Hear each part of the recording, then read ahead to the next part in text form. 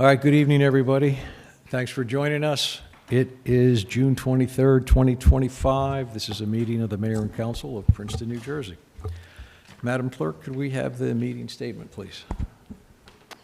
Notice of this meeting was provided in accordance with the requirements of the Open Public Meetings Act and state regulations governing public meetings, including the time, date, and location of the meeting, and clear and concise instructions to the public for accessing the meeting and making comments. In addition, the agenda and all related materials were posted electronically and made available to the public on Princeton's meeting portal in advance of the meeting. Thank you very much. Michelle's going to do the land acknowledgement tonight. We gathered today on the land of the Lenni Lenape. As members of the Princeton community, we aspire to show appreciation, respect, and concern for all peoples in our environment. We honor the Lenape and other indigenous caretakers of these lands and waters, the elders who lived here before, the indigenous today, and the generations to come. Thank you, Michelle. We're going to do a roll call in 1 second, but just Council President Sachs has a flat tire. She'll be a little late. But if you do the roll call, thanks. Sure. Mr. McDonald? Here. Ms. Perron-Lambros? Here. Mr. Cohen is here. Ms. Sachs will be on her way. Ms. Braga? Here. Mr. Newland? Here. Mayor Frida? Here. Okay. If you'd like to and able to stand and join us in the Pledge of Allegiance, that would be great. I pledge allegiance to the flag of the United States of America and to the republic for which it stands, one nation, under God, indivisible, with liberty and justice for all. Thank you. Okay, next up we have three sets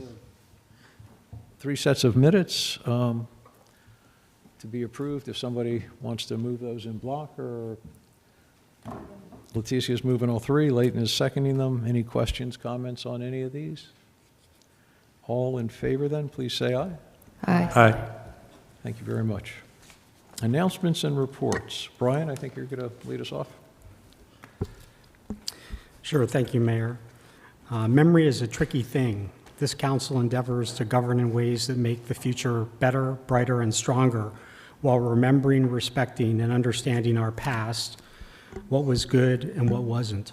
Tonight I want to remember one very good person who always sought to make our community better. All of us, residents of Princeton, stand on the shoulders of giants, volunteers, community leaders, business leaders, philanthropists, and public servants who came before us. I would like to offer some brief words about a man who filled all of these roles, former Township Committeeman and Mayor Jack Wallace. On May 1st, Jack passed away at the age of 92, peacefully and surrounded by family at his Princeton home. For me, he was a role model, a mentor, and a friend. A Princeton resident for almost his entire life, few have given as much to our community as Jack did. Born in Trenton in 1933, Jack grew up in Princeton, attended the Nassau Street School, Princeton Country Day, and Hotchkiss before graduating from Princeton University in 1955 as a member of the Navy ROTC program. After graduation, he served in the Navy from 1955 to 1958 as a flag lieutenant and aide to the Vice Admiral in command of the Atlantic Amphibious Fleet.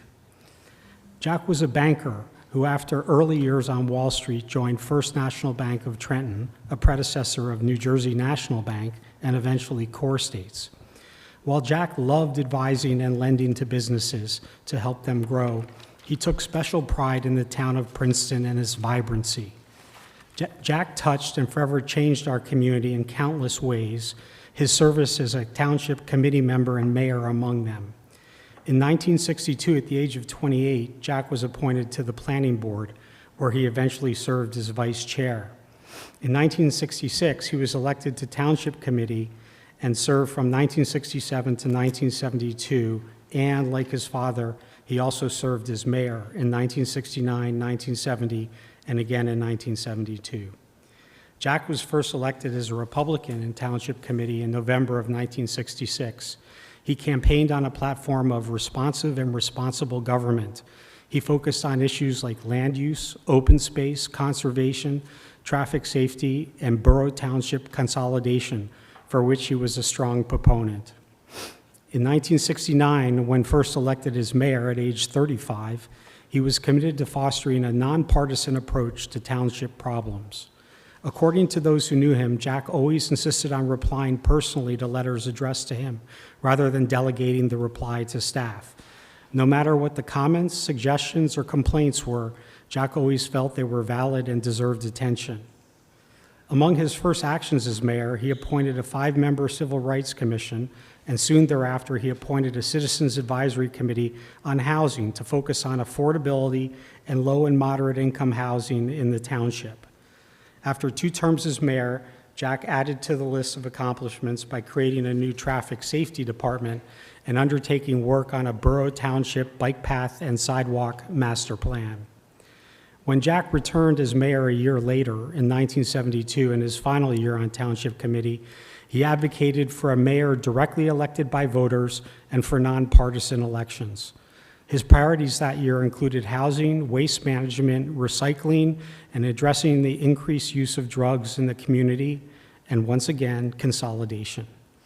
In April of 1972, Jack announced that he would not seek re-election so that he could spend more time with his wife, Happy, and with his 3 school-aged children, John, Chris, and Margie. While he would have to wait 4 more decades for consolidation to become a reality, Jack had collaborated, facilitated, accomplished, and brought his beloved Princeton forward.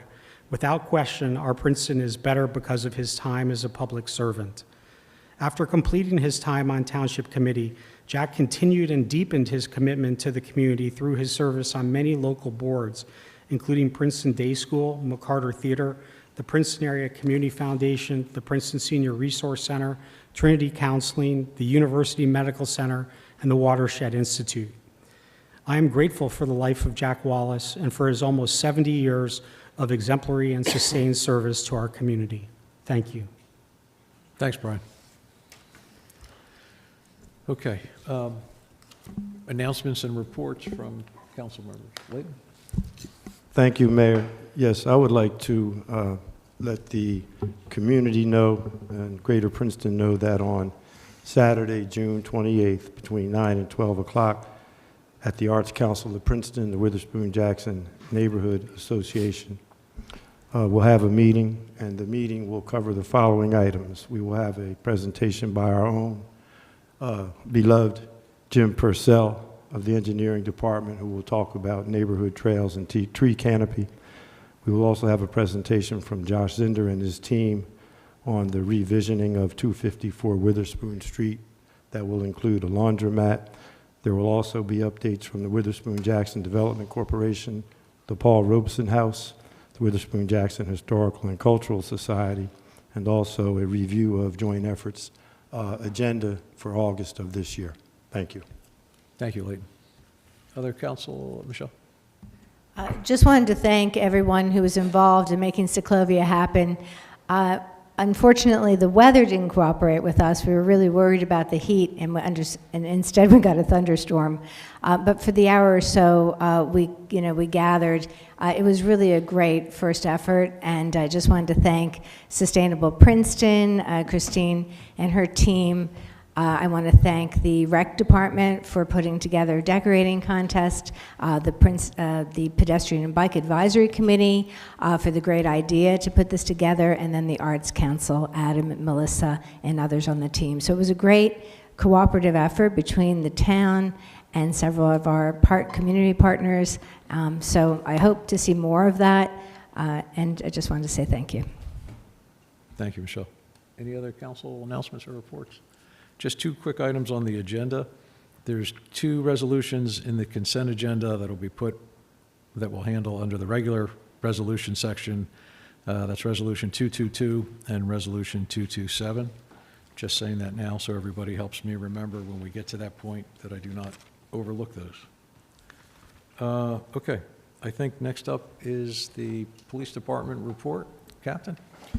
Thank you, Mayor and Council. The Princeton Police Department Chief's monthly report for April is highlighted by several community policing interactions.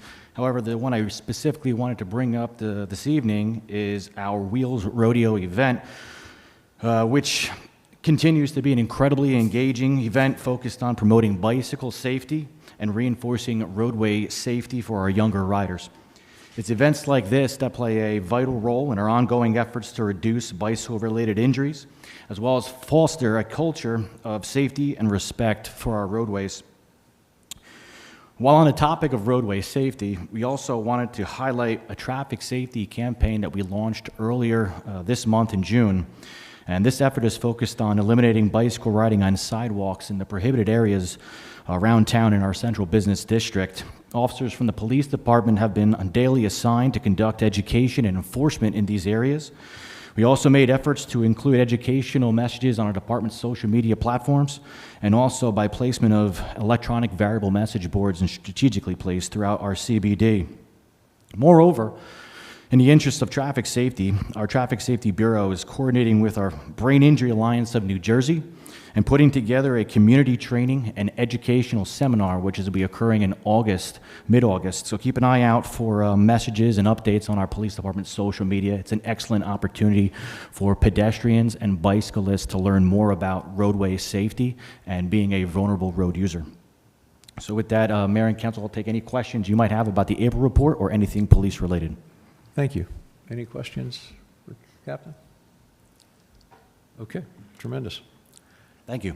Mayor, if I may, Captain Sullivan certainly wouldn't mention this, but I just wanted to mention he just graduated from the FBI Academy, which is not only prestigious, but it's not easy. So I just wanted to congratulate him on that. Thank you very much. Thank you. I appreciate the opportunity to attend the Academy, and I thought it was an amazing experience, and I'm happy to be back. My wife is definitely happy I'm back. So, it's a long 10 weeks, so she was ready to drive down there to pick me up, but I'm glad to be back. Thank you again. Thank you.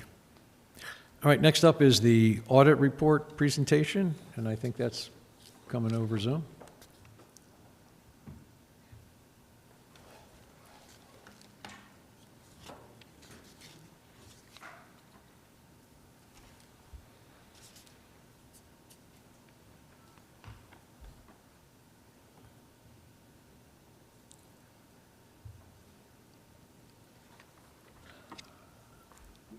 Sorry, I'm watching the screen, and our CFO and our auditor are getting put from the outside of Zoom to be a panelist. Sorry.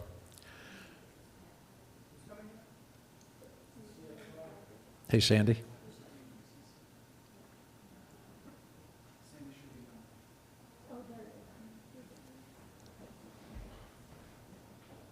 All right. Hey, Sandy, you're muted, it looks like.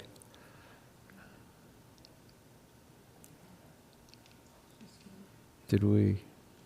Hey, Adam, have we moved Sandy Webb up?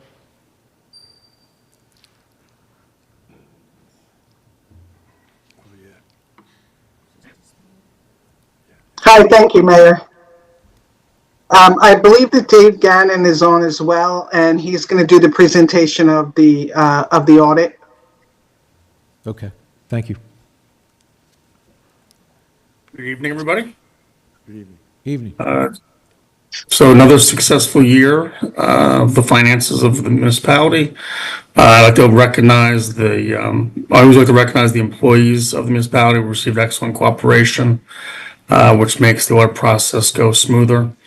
We've issued an unmodified audit opinion. That means that we take no exceptions to any of the accounting practices that Princeton is following. And we found that Princeton complies with the reporting requirements as promulgated by the Division of Local Government Services. We also found the overall financial records of the municipality in excellent condition. And Ms. Webb and her staff in the finance office do an excellent job. The municipality is in healthy financial position.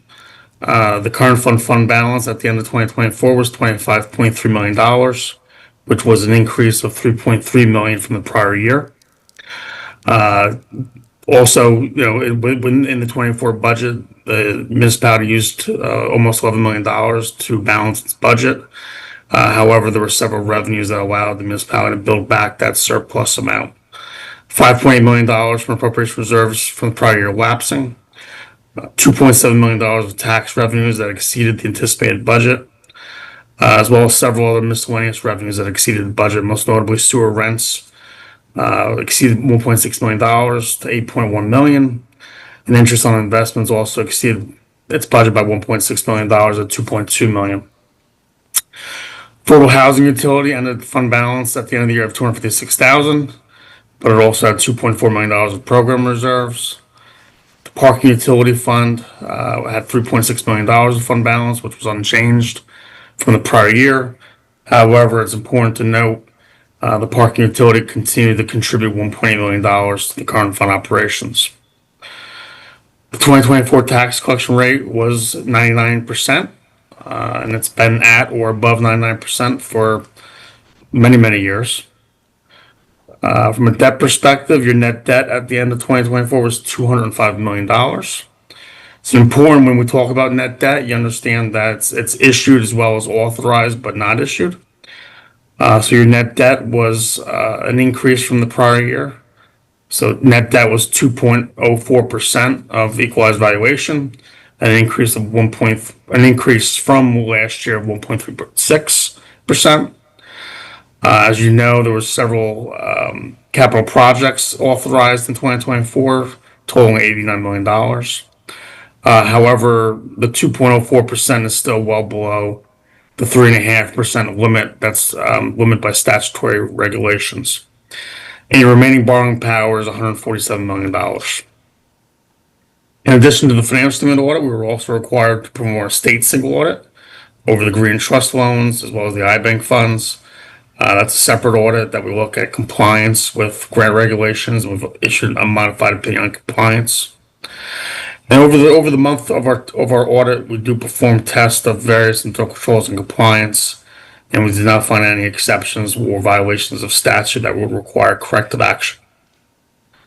Any questions the council may have? I'd be more than happy to answer them. David, thank you very much. I just want to make a comment that it's great to hear again that there's no negative comments or no comments at all in the audit. I doubt that I don't think the vast majority of communities in the state or in the country can probably say that. But anyway, any council, Michelle? That's terrific. I appreciate the summary. Just some of us are closer to the numbers than others, and I think for the community and our colleagues, it would be really advisable to include that it's not in the agenda packet, just so that we see the audit. I think that it should be a public.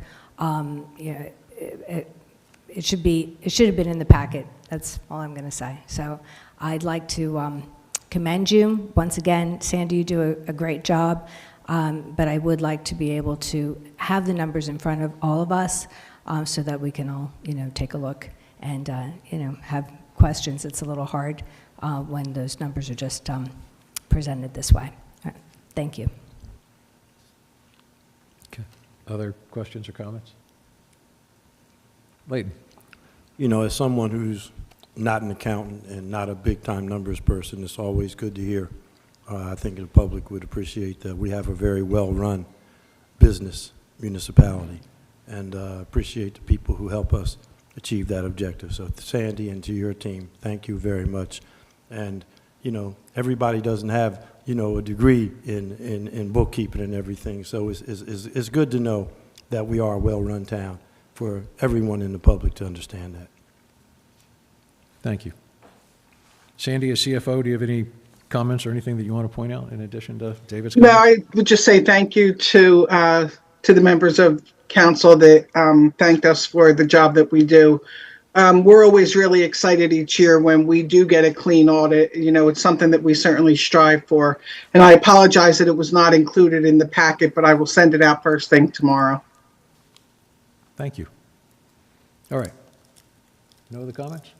Then we have a resolution, which is 25-214, resolution of the Mayor and Council of Princeton accepting the 2024 audit and group affidavit. David's moving that. Is there a second? Michelle's got the second. Any questions or comments? All in favor, please say aye. Aye. Okay. Next up, presentation of the Community Park South concept plan. Go ahead. Thank you. First of all, I want to thank the members of the Rec Commission that are here in person and on Zoom tonight for coming out to support this, and our Rec Department. We are working really hard with the consultant, and the consultant will show you tonight. It's not a huge substantive change, but our prior consultant, we were pretty insistent not to put anything that would preclude having to take down trees, and apparently those would have taken down trees on the original concept plan. So that has created a shift in the various amenities, which they're going to show us. But I do want to mention, too, that we're working really hard at finding ways to raise money. Right now, we know it's a $25 million project. We've asked that it be done in 3 phases over time. But there's state funding, there's county funding, forget anything federal, but there's grant opportunities out there. But we're also looking at setting up a 501c3, something like we did with the pool when we raised money, maybe like a community, Friends of Community Park South. There are individuals that are interested in making substantial contributions, so hopefully we can identify various amenities, costs, and put people and state funding and grants together with those amenities. So I thank you for being here tonight, and I'll turn it over. Thanks. Thank you, Councilwoman Perron-Lambros. And I'd just like to add that, what we're looking at tonight is really just, as Councilwoman said, some minor adjustments to that concept. We're still at the 30,000-foot view. As Councilwoman mentioned, there's going to be time down the road to look at how we value engineer this, look at how we phase this and be very conscious of those budgetary constraints and concerns that I know we all have. Tonight is not the time when we're digging into those issues. This is simply an update. What you will be presented here in a moment has also been shared with the project steering committee, which consists of members of municipal staff, council members, the Princeton Public Schools, as well as the Environmental Commission. They viewed this proposal several weeks ago, was received favorably, and so next steps, we're here with the project team, and I'd like to introduce, to my right here is Jared Moran, the project manager with Bowman Consulting, and he'll introduce the rest of his team and take it from there. Thank you.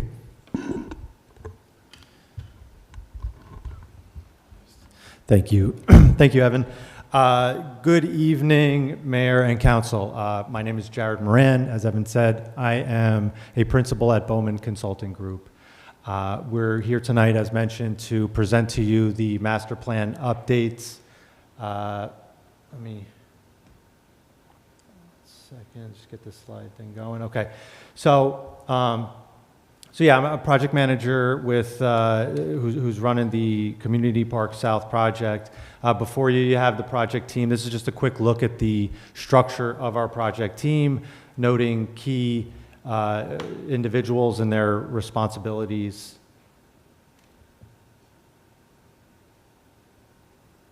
Here's the project timeline. So just wanted to kind of give you a brief status update of where we are, where we came from, and then I'm going to pass it off to Mick Humes and Matt Victor, who I have here with me tonight.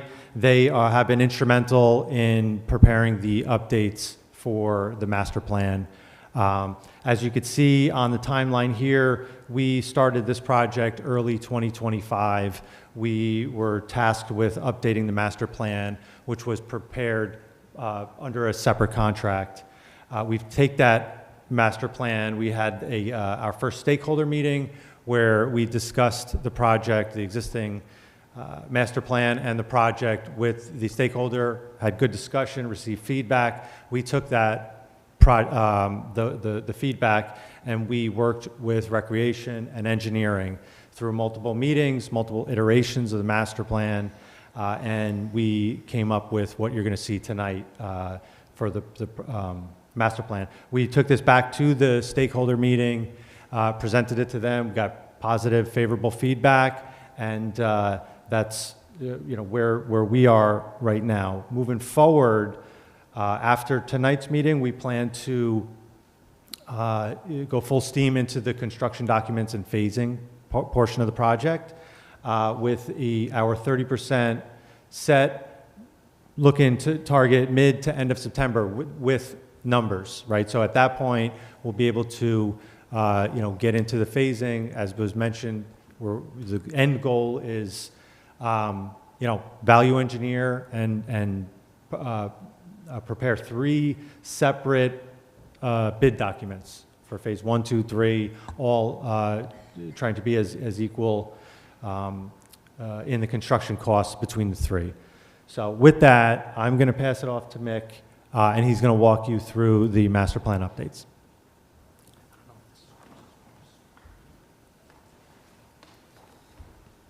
Hello. Hello, I'm Mick Humes. I'm from Mahan Reichel Associates, and I'm the lead landscape designer on this project, picking up from where the master plan left off in 2023. Shown here on the screen, this is what the master plan looked like in 2023, and this is really the basis of where we started our exploration and advancement of the concept design, taking into consideration all the work that had been put into this master plan to date, and really trying to advance it forward from here, taking into consideration elements of connectivity to the adjacent neighborhoods, offsets from public streets and adjacent uses, the school, the neighborhoods, and certainly the connections to the adjacent pool and parking lots. Along with this, one of the key things that we were tasked with was really to take a look at this master plan and understand what the impacts were to the existing site features and to optimize those opportunities within the overall project. One of those big things was really looking at the trees, existing tree infrastructure on the project, and finding ways to creatively keep all of this program that's packed into this park while trying to keep as much of that existing canopy coverage as we possibly could. There's a bunch of other constraints and opportunities that we looked into, as well as the geology of the site, the topography of the site, as well as sunshade studies, looking at the orientation of the athletic fields and really trying to optimize the site for the uses that it's intended for. We took all this program and analysis and we baked it back together to really look at how we can keep this program here, keep the existing tree infrastructure, provide additional ADA access to the site, as well as to try to consolidate some of the uses and orientation and connectivity of certain key elements within the overall project. So when we came back and we looked at this, we really wanted to centralize some of the program that's within the space. The T that's labeled on the screen is that central pavilion with restroom facility. We really looked at this as being one of the hearts of this overall park, the place where people are going to congregate at when they're going back and forth between all these various uses, whether that be tennis or the athletic fields, soccer, tournaments, the sand volleyball courts, the playgrounds, the dog parks. We wanted to create a centralized location that was convenient to access the adjacent neighborhoods as well as the parking lots.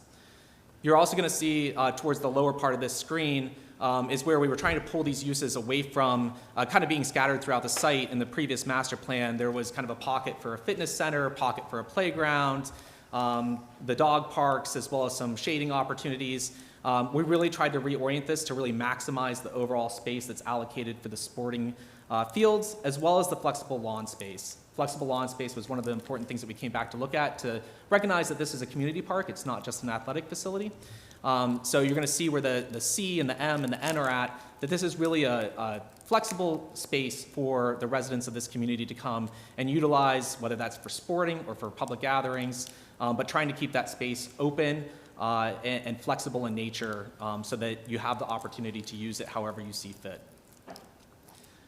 We kept in Zone A, there are the remaining 12 tennis courts. To the north of Zone A, you're going to see the I designation. That's where we've allocated the platform tennis or relocation of the platform tennis.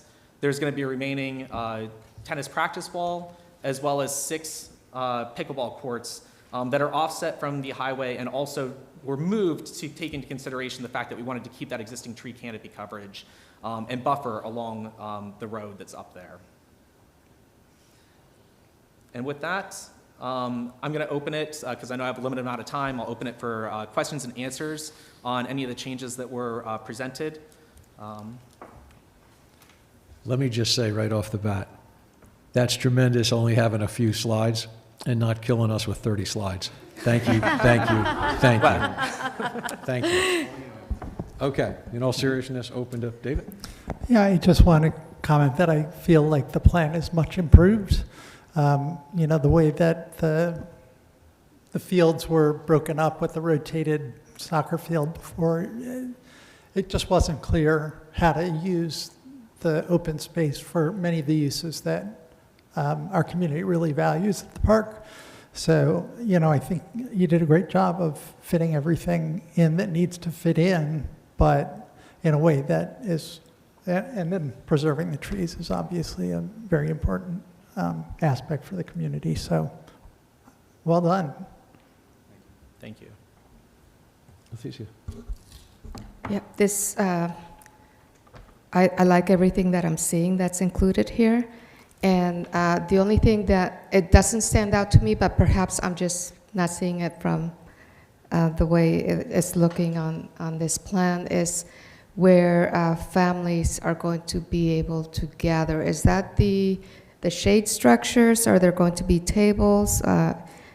Where, because right now there are some spaces in the current existing facility for families to gather, and I would, if you could explain where that's going to be possible. Yes, absolutely. There are multiple stations throughout the entire park that are community gathering spaces. So the first and predominant one would be where the T is located. This is a pretty large shade pavilion with a restroom structure, as well as a generous amount of paving and tables and chairs. This would be where that primary location would be for gathering. But there's also a number of smaller locations located around the site.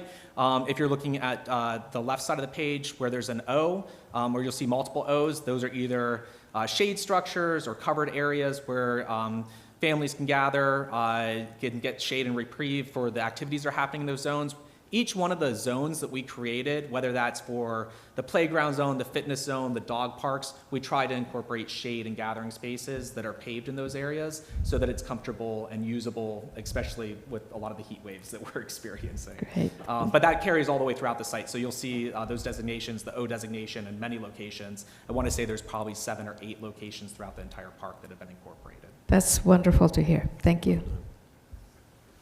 Other questions or comments? Yeah, I agree. It's an improvement over what was a good plan already. And we glad to see we have our most fervent pickleball advocate in the audience. And so I hope this passes muster. I'm also wondering, you know, what is really essential for this is not actually anything that's on the picture here, but the infrastructure underneath, the pipes, and the green infrastructure, the trees, and I'm just wondering what the time frame for those elements are and how long it will take to integrate those into the rest of the plan. So thanks. Yeah, one of the points that I wanted to touch on when Mick was talking about the shade structures was that you know, there is the plan for you know, proposed tree plantings, right? But that initially for the first, you know, 10 to 20 years, you're not going to get that shade, that substantive shade, which is you know, one of the reasons for the permanent structures to give you shade. As far as the green infrastructure, you know, we're right now with this plan. Next step is going into our CDs. So that's where we started doing some initial you know, analysis for the storm, right? But the intention is to, you could see letter X. So the green infrastructure will be, you know, scattered throughout the site, right? So there'll be multiple bioretention, rain gardens, and our intention is to incorporate those into, as a site feature, as opposed to an afterthought kind of in the background. So that's next step but the green infrastructure will be incorporated into the overall plan. Yep. Is there any way to, that's great. With the trees, is there any way to start with slightly larger trees that we don't have to wait such a long time? Absolutely. I know it might be more expensive, but right, that'll be something worked into. I mean, that's noted. I mean, that'll be something that we can, you know, you know, identify during our value engineering once we get through our 30%, we get the numbers back. That's something that we can, and potentially, I don't know, Mick, if you have anything to add to that, maybe we can, one of the nice things is providing multiple sizes for trees. So maybe there's certain, Areas. that we can provide some larger trees. Final question. The dog parks look a little smaller. Thank God. They were way too big in the original plan. I mean, they really were. Even our animal control officer was very concerned about the size of them in the original plan. Michelle? They're the same as the one that we had before. They're the same Do you want to size. speak just to, I mean, they are roughly the same size. The large dog park, correct me if I'm wrong, is roughly the same size as what the previous concept plan called for. But there is some statistical, some numbers that, square footage per dog that you, Well, just the question's very consult- simple. Yeah. These are smaller than They're what smaller than exists now. existing. How much Yeah. smaller? Roughly. I don't believe that we have those square footage takeoffs, but we can certainly provide those to council. Okay, Yeah. because just, it may or, the mayor's comments notwithstanding, who I don't think brings his dogs to the dog park, the understanding from my colleague on So- council was that the dog park areas were going to be the same. And I'm not saying they have to be, but in the interest of transparency, to just find out that they have been dramatically diminished without our, the Princeton Dog Alliance or those of us who are advocates for dog parks being consulted, is unfortunate. Mia, the large dog park is exactly the same as what we approved before, and it's minimally less than what it was originally. I'm not sure about the smaller dog park, but we can share the statistics as far as, I mean, it's large. I mean, So are you both saying the same thing? Because you're saying you're not sure and that it is smaller, and Michelle's saying it's not smaller, so Well, for the is sake it or it's isn't smaller it? than today, but that's the same as what we had already approved. But tonight is a concept, and we're not really going into the details, are we? Yeah, I mean, if, And And I'm we're really- asking about I'm this just- I'm detail just jumping back. specifically. We have the numbers, we don't have Yeah. the details here. Yeah. Yeah, that's just to clarify, yeah. We can provide the numbers. We don't have them in front of us right now if you're looking for square footage comparison. Okay. Yeah, and as you can see, there are flexibility in the concept that we have now. Moving into when we start hardlining this, that's something that we can work out. Let's just make sure that our animal control officer is part of the discussion. Right? I mean, Yeah. the one expert we have on staff should be included in that discussion. He Yeah, might already that's- be, I don't know. Anyway. that's a good idea. Yeah. What about, and not to start another discussion, but anywhere in this concept plan, is there field lighting of any sort contemplated, or is that being looked at as an option, or? Currently, the concept as you see it allows for sport lighting to be included in any and all the areas that we choose. We're not at the point now of ruling it in or out. Certainly, we do have some existing sport lighting on our tennis courts, and the intent is, I believe, to continue with sport lighting in certain areas, but that needs to be determined exactly what those areas, because there will be budgetary concerns obviously related to that. But right now, this doesn't rule either in or out sport lighting on any of the fields areas that you see. Okay, but as you go along with your construction documents, you'll have options for Yeah. lighting of 1 field, 2 fields, 30 fields. You'll have options on numerous things, right? Because I think at the end of the day, one discussion the council's hoping to have at some point in the near future is looking at our overall capital plan for several years to come. And obviously, we have to look at this project and a number of other projects. But having the more information as we get along and the more options and what they cost, it makes it easier to figure out. I mean, like Mia's question about trees. You can plant any number of larger trees. They're more likely to die and they cost a lot more money. So then it's just, what's the balance? But Yeah. I know way too early to get you too detailed because it's still a concept. One comment, though, is that we have asked that everything be wired underground, so even if the lighting isn't done immediately, that there's always the infrastructure there to add plumbing, water, electric, while you're doing it, so you don't have to rip up fields in order to add things later.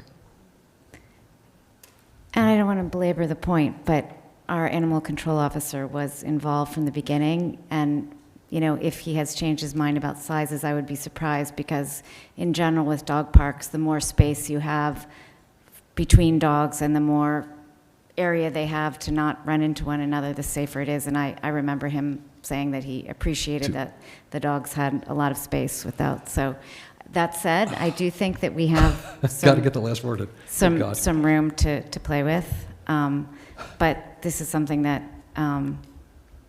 advocates in the community wanted for several decades, and are very, very happy to have it. And, you know, I think they are stakeholders who deserve to have an ongoing seat at the table in what happens, and not find at the last minute that somehow what they've worked very hard for has been minimized or constrained. So Again, it's a concept plan, not a final plan. Leighton? Yeah, you know, I was part of the steering committee, and I just want to congratulate you for listening very carefully and coming up with something that works. And to be honest, whether you're a dog lover, a person who wants to take a walk, or someone who just wants to watch activities in athletics, I think this satisfies the interests of all people who want to go to the park. And let's remember, it's a community park. You know, it's not an athletic park, it's not a dog park, it's a community park. And I think this does a really good job of building community. Thank you. Thanks, Leighton. Any other questions or comments? No. Anything else that you wanted to point out or stress or? Anything from your? No, I think that's it from our end. Thank you. Okay, I'm sorry, I did have one other question. On the schedule where it says phased construction program, that means phased construction document program, or there's actually no construction contemplated in the next couple of months? No, correct. That's, sorry about that. Yeah, that's the phasing, right? So that's where we're gonna get into our construction and start thinking about the phasing, how it works, constructability, and incorporate the overall construction costs. Yeah. Yeah. No, I just wanted to be, I was pretty sure that's what it meant, but I wanted to, this is the place to ask the questions. All right, we're all good? Thank you very much. Thank you. Thanks for the short presentation. Very good presentation. thank you. Good job. All right, next up, and thanks to everybody from the Rec Board for being here. Appreciate your time. All right, next up is public comments for items not on the agenda. If anybody in the audience or on Zoom wants to talk about something that's not on the agenda, you could come up to the podium, introduce yourself, name and address, and you have 3 minutes to chat about whatever.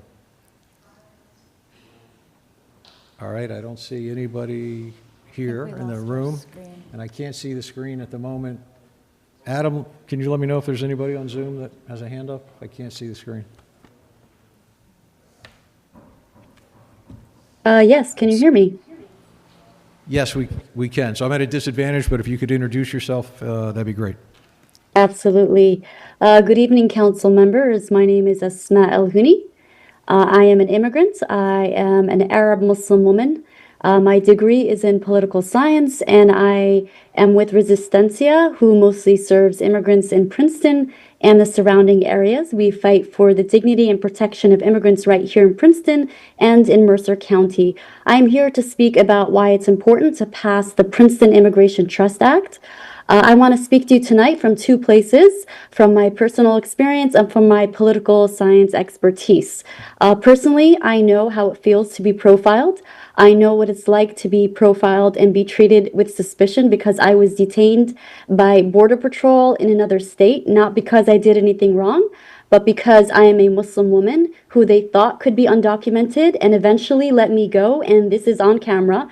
And you could see this on camera where they say she's probably a citizen because he can't detect an accent on me. And you could see ACLU's story on me about that. And I know when someone says, don't worry, we protect immigrants here in Princeton, it doesn't make the fear go away because they're just words. And words, as I have learned both in my life and in my studies, are not what protect people. Policies are. So every political science student learns this in their very first semester, that equity and practices live in policy. So if you want to protect people, you can't leave it to individual promises. You can't leave it to good intentions, because good intentions can disappear, leaders can change, priorities can change, and when they do, we leave our vulnerable communities are the first people that lose protection, right? So as public servants, each and every single one of you are here to serve your constituents. That means responding to what your communities need, not what each and every one of you want. So it's important we live into this role that we were voted in to do, which is to serve. And that's why policy matters. That's why the Immigration Trust Act is necessary. I work with immigrant families here in Princeton who live in daily fear. They avoid calling the police. They avoid hospitals. They avoid asking for help, not because, again, they've done anything wrong, but because they don't know if they can trust this system. So if you want to build trust, if you want to do that, you have to have proof. So personally, I believe this resolution doesn't go far enough. I want Princeton to pass a full Immigration Trust Act locally so that all agencies, all city members in Princeton are required to protect immigrants. So we can't just have a handshake. We want these things codified in law, in safety for our community members. So 13 other cities in the state of New Jersey have already passed ITA resolutions. Princeton should not be behind. If anything, Princeton should be leading. So I'm asking you all to do the right thing. Please don't leave our safety and the safety of our community members by chance or promises. Please pass the Immigration Trust Act. Thank you. Thank you. Adam, who was next? Can I have a question. Hello, can you hear me? Yes, we can. Hi, thank you so much. My name is Brooke McLaren. I'm at 315 Constitution Circle in North Brunswick, and I'm with the Central New Jersey DSA, Democratic Socialists of America. I've been a lifelong New Jersey resident, and I love New Jersey in part because we definitely can have very many diverse and vibrant communities. As I've become an adult, I live very close to Princeton. I have several close friends in Princeton, and I very much try to be very active in the community. I'm here because I'm in support of the Immigrant Trust Act resolution that I think it's critical that Princeton pass locally and support at a statewide level. The reason it's so critical, I think part of it is just the nature of the community. Princeton is a very vibrant city. There's a lot of different elements, different cultures at play here, and we create something beautiful. Different groups like mine have identified that there's many vulnerable people in the Princeton area who are very scared about how they are being treated, how they could be treated, whether their children are safe to go to school, whether they can go to hospitals, whether they're safe to go to work. And I think you'll see that while many people are familiar with a lot of the tension that people in the community are feeling regarding tariffs and other issues, personal safety and personal freedom is a constant reminder or constant concern for several people as well. I think there's obviously many high-profile incidences that the council members and the general public are aware of, but what people may not be seeing is I'm on several groups that we talk about, hey, there's a concern that someone's being harassed over here. There's a concern that people are about to be addressed over here. There is a definite need. This is a civil society bill. The Immigrant Trust Act resolution definitely could go further, but we value our community members and we need to support them with hard policies. Obviously, with recent changes in federal protection and federal actions, we need to address our concerns locally. And I would just say, please pass the Immigrant Trust Resolution Act. Thank you for your time. Thank you, Brooke.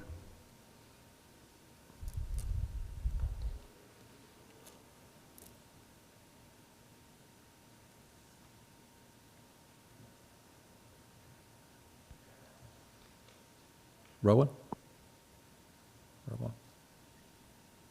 Good evening. Can you hear me okay? Yes, sir.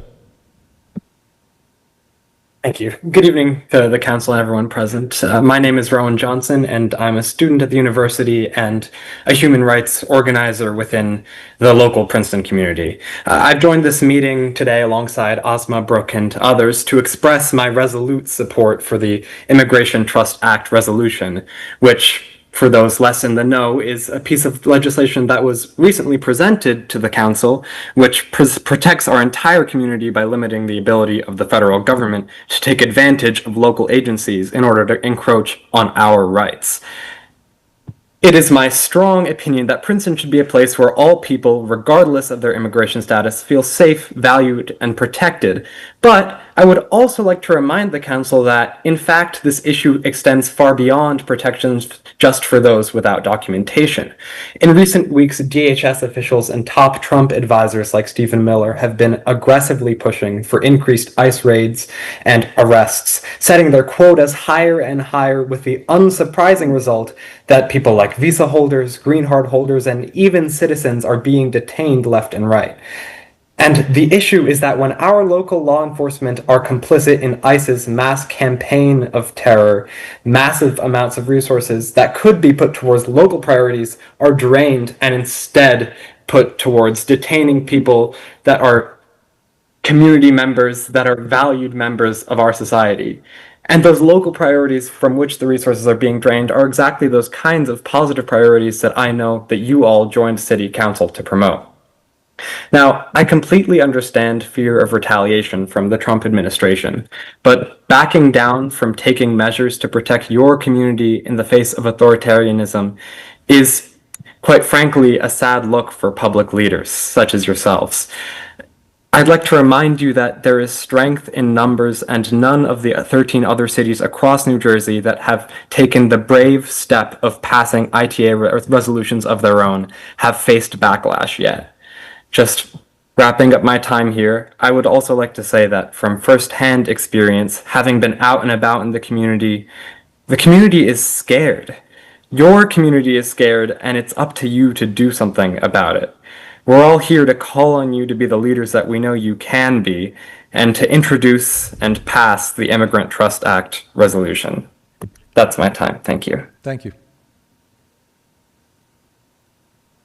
Okay, who's next up?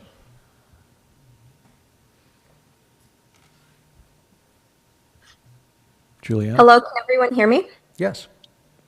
Okay. Good evening. My name is Juliana Lopez, and I am a Princeton constituent and college student. I am here to express my support for the Immigrant Trust Act because I am tired of waking up every day asking myself if I will come back to my bed to sleep due to the target that has been placed on me because of the way I speak and the way I look. Princeton has fallen behind on protecting its constituents. Madison Borough and Trenton and other cities have already acted. This act is not just in service of immigrants, it is in service to all people. Passing the Immigrant Trust Act means you are protecting the immigrant community and upholding your oath.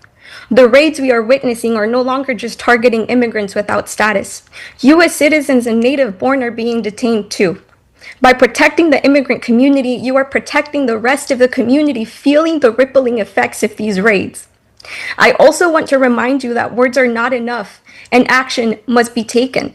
On January 11th of 2024, on an article by Leah Khan, Councilmember Fraga, as a first-generation immigrant, voiced that her priority is to ensure that we are creating and supporting policies that provide our residents with the resources needed to lead healthy and fulfilling lives.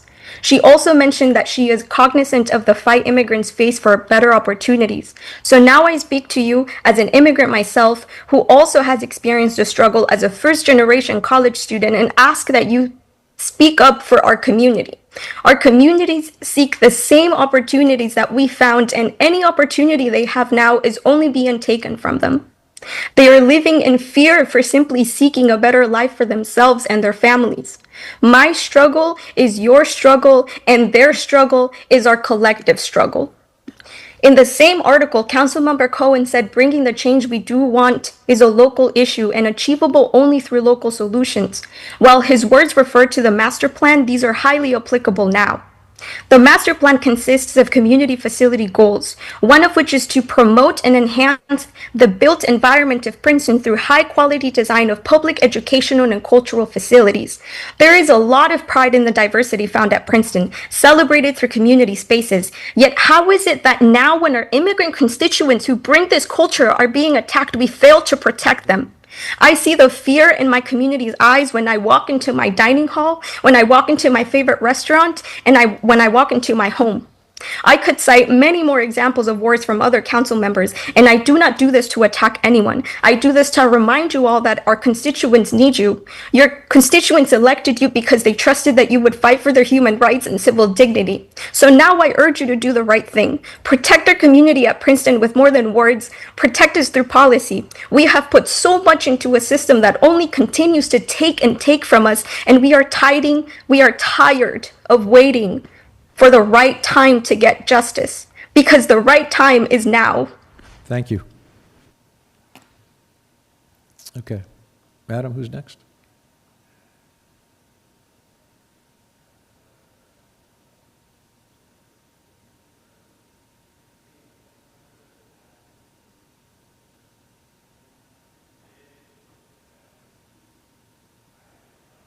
Maya? Yep.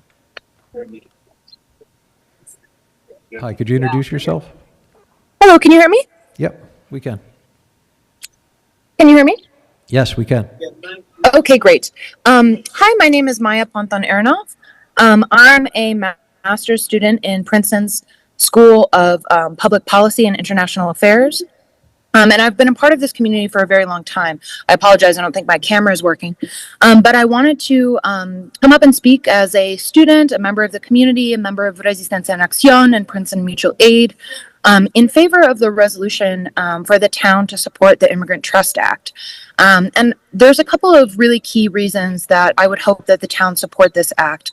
So 11 other towns in New Jersey have created resolutions in favor of this act to try and create upward pressure on the state legislature in order to pass this act, which is extremely vital to protecting the data, not only of immigrant New Jersey residents, but of all of us, right?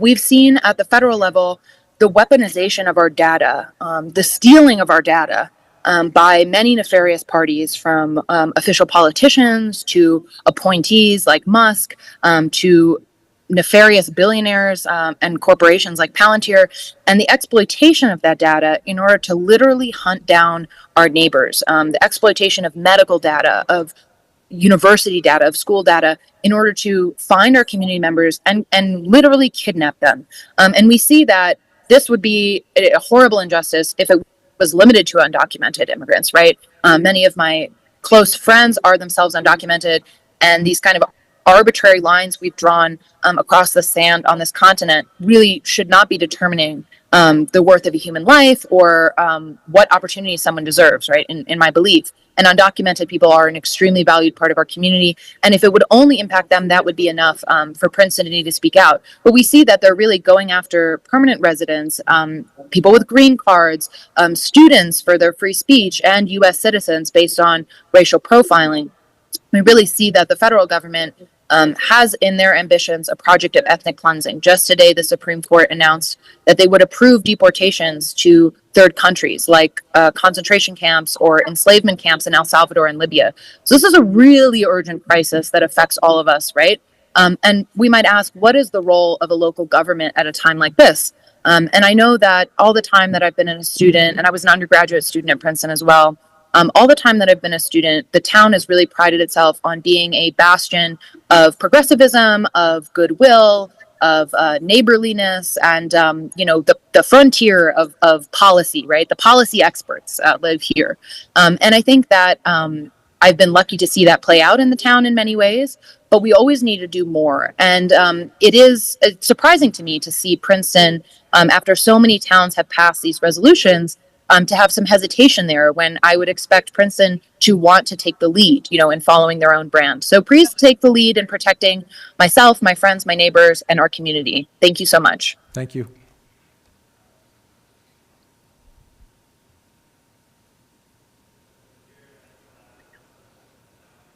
Hi, good evening.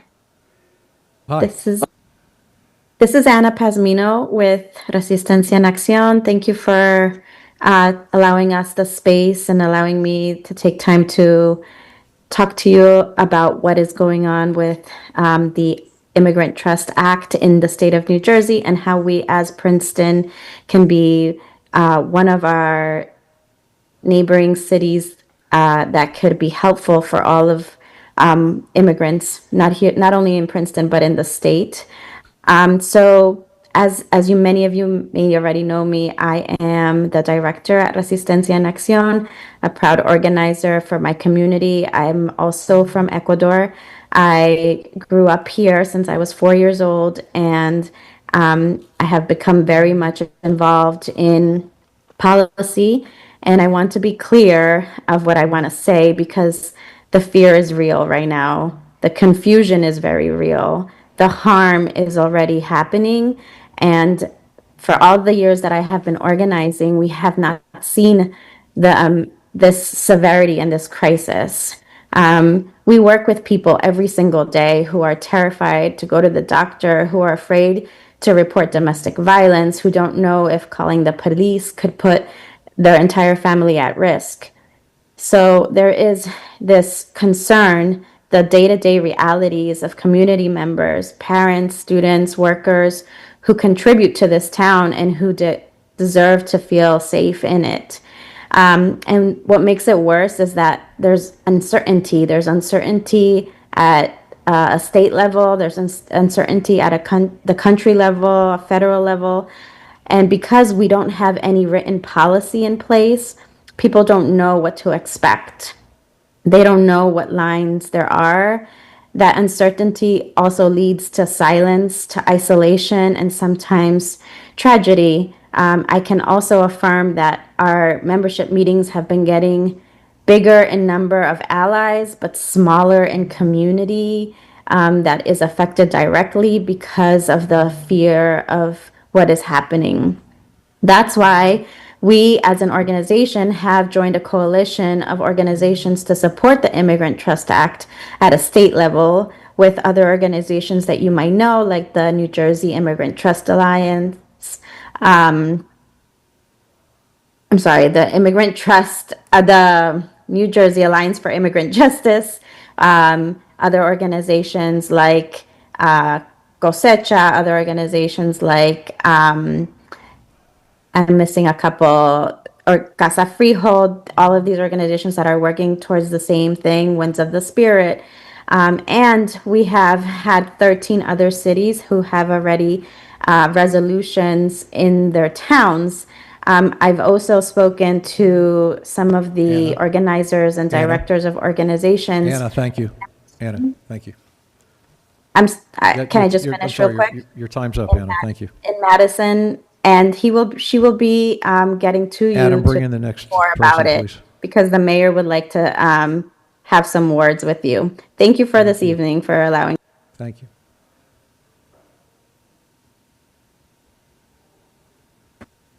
Hi, can you hear me? Yes, we can.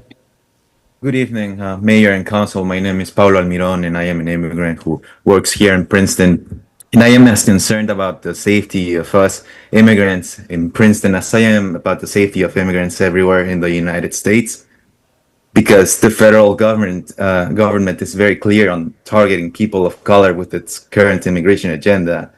Especially right now because ICE is racially profiling people of color with the presumption that they are criminals and that they are not documented, as has happened with friends who I know, and as could happen with me because of my accent, for example. And I do not wish anybody present here to live with this daily fear, and I hope you do not have any similar experiences ever in your life.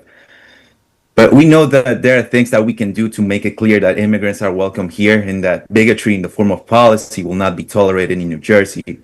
So I am here to say that it is your moral responsibility, Mayor and Council, to pass the Immigrant Trust Act, at least to show the people of Princeton that its municipal authorities have made a call to give the necessary protections to those in vulnerable status. And to that end, I also ask you, as the people here have also been saying, to pass a resolution in favor of the Immigrant Trust Act, because your official support for the ITA will be a step forward forward towards defending civil rights for everybody, and to setting a precedent that will inspire other municipalities and eventually other states to do the same. To ignore this and refuse to act in the face of injustice will be an act of injustice instead. And the last thing that we want to believe as a community is that you will advocate for our destruction, because that's what the Trump administration wants to see. But I do trust in your judgment that you will support and pass this resolution, because the community in Princeton is watching and hoping that this happens as well, because Princeton can only thrive if it's safe in the first place. Thank you. Thank you.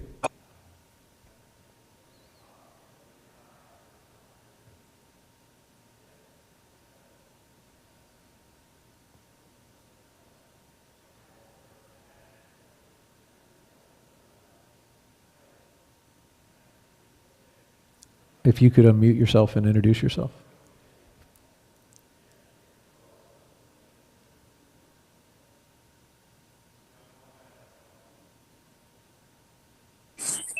Hello, can you hear me? Yeah, we can now. Okay. Hi, my name is Yoshi. I am a resident of Princeton for like over 20 years. I've been following the aftermath of the Trump executive order and ICE, going into our community around the country, including here in Princeton, to pick up people who, speak a language perceived to be different from English, or with an accent, or the wrong skin color, or maybe, they're, advocating for certain political causes, like, for example, advocating for Palestine. And, this, it is very deeply concerning. You have to, ask ourselves, what kind of country are we living in that, people are just a lot of times going to get picked up for no reason except to, go to school, go to a doctor's appointment, go shopping, and sometimes, right, they don't even identify themselves. So you have to wonder, who are these people? If I was walking around outside and then all of a sudden someone showed up, they don't identify themselves, they don't have badge, they pull out guns, train it on someone. That could even be me, because I may speak perfect English, but I'm Asian. I'm perceived as not white, not quote unquote American. And then, I've disappeared. That doesn't fill me with confidence living, in safety in Princeton. And I wouldn't want this for anyone else either. So I'm just here using my public comment time here to urge you to consider passing an Immigrant Trust Act resolution, which the Madison Borough and Trenton have both passed. And this kind of policy would send a very strong message that here in Princeton, we care about safety, we care about community, and we also do not want a kind of fascist police state to to take root here in Princeton. There is still time to do this before it becomes really malignant, and then everyone just has to Yoshi, thank you. Be very guarded. Okay, thank you. Yep, thanks. All right, Adam, who's next?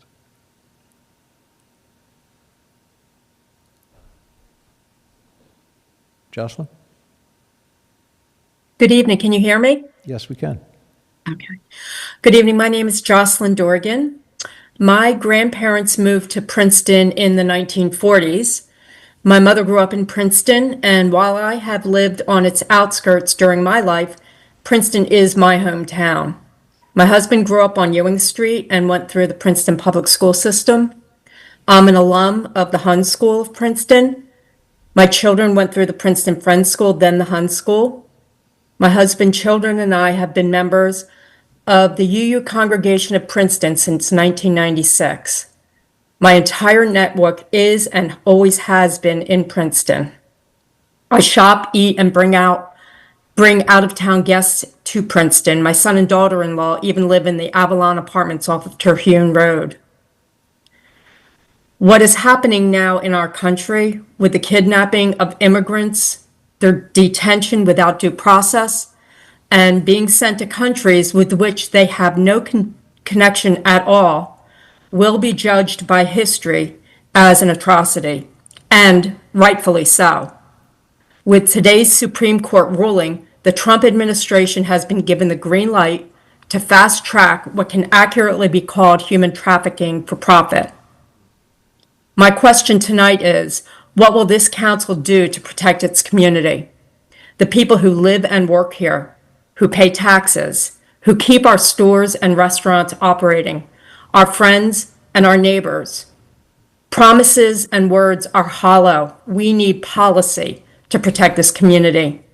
I'm asking you all to be on the right side of history and pass the Immigration Trust Act resolution. 13 towns in New Jersey already have.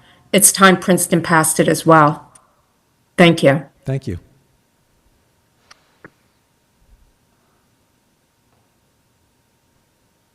Adam? Hello, can you hear me? Yes, we can. Thank you. My name is Adam McGovern, and I work with Wind of the Spirit Immigrant Resource Center. We're not based in Princeton, though, of course, we have many loved ones and valued colleagues there. And, we look to your town for many of the, good examples that are set for our state. One of the significances of my speaking here as a member of Wind of the Spirit is that we are based in 3 of the towns, 3 of the 13, as people have been discussing, that have passed resolutions calling on the state legislature to expedite the Immigrant Trust Act. We hear a lot about the horrors tonight. I'd like you to envision the opposite as well.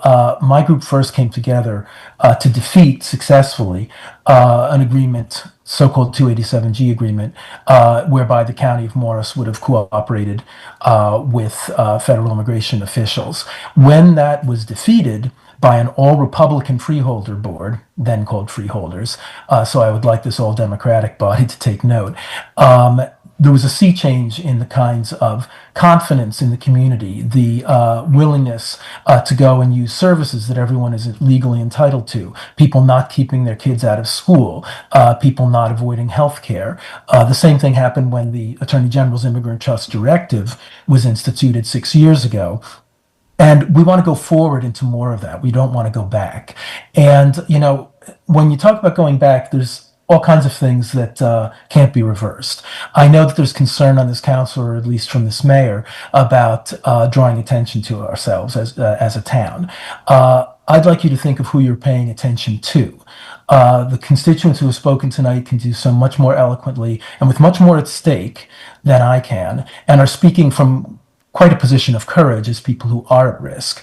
I want you to pay attention to them. I hope you'll pay attention to, some of your colleagues in the other 13 municipalities who have passed these laws and have, felt it worthy to stand up. It would be great if you would listen to some of your other counterparts throughout the country, including, say, the Police Department of Omaha, Nebraska, and the National Sheriff's Association, who rejected Trump's, executive order trying to put down sanctuary cities. I don't think it's too much to ask that an all-Democratic council show at least as much of the progressivism and courage of the Sheriff of Omaha or the National Sheriff's Association. When Madison became the first of the towns to pass one of these resolutions, only a month after the election, one of their councilmen said, "This is not the America that my dad fought World War II for." And, we all know who that was fought against. You don't duck a dictatorship, you stand up to it. And we are all a target under Trump, so we need you to be a shield. Thank you. Thank you, Adam.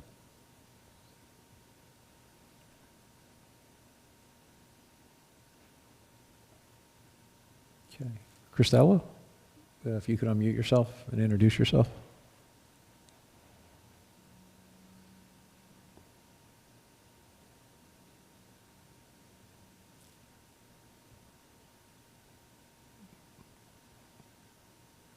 Are you there?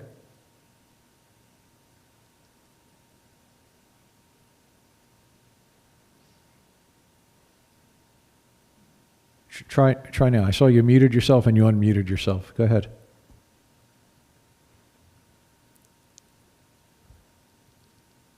All right, let's go to the next person, please. All right. Suli, is that how you say that? Suli is correct. Thank you. Thank you. Good evening, everyone.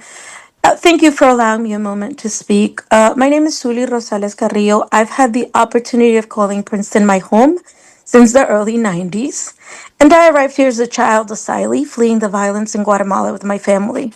This town quickly became our safe haven, a place where we were all able to rebuild, contribute, and feel protected.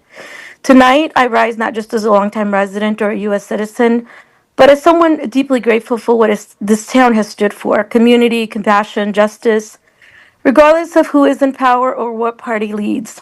I'll never forget that the very asylum protections that saved our family were granted under a Republican administration. That's a reminder that humanity and protection should never be partisan. But today, I do feel a growing concern. Our immigrant neighbors, many or all who are hardworking, law-abiding members of our community, are living in fear.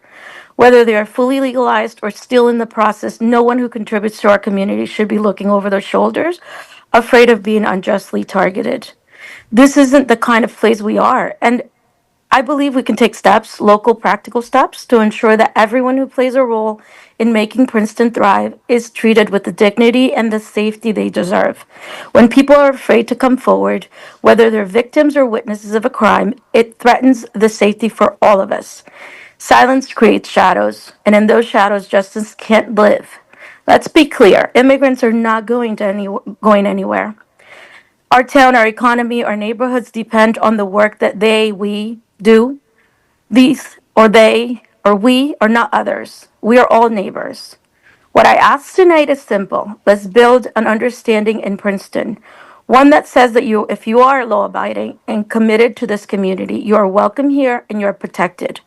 Let's not borrow fear-based models and policies from places that don't reflect our values. What doesn't work elsewhere doesn't have to be our model. And what might seem impossible elsewhere might be completely within reach for us. I'm a mother of a 16-year-old at Princeton High School, and I had the complicated task of sitting my child down, my U.S. citizen child down, and explain to him how to act and react in case he is ever stopped by ICE or sees his friends from school being detained. I don't wish this on anyone ever, but unfortunately we can't pretend it's not happening or that it won't happen here. Thank you so much for listening, and thank you for helping to keep our town a place of safety, fairness, and opportunity for everyone, all of us. Thank you.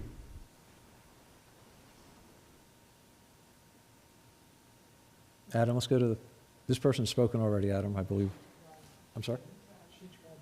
Oh, did not get through. Okay, sorry. Christella, are you there?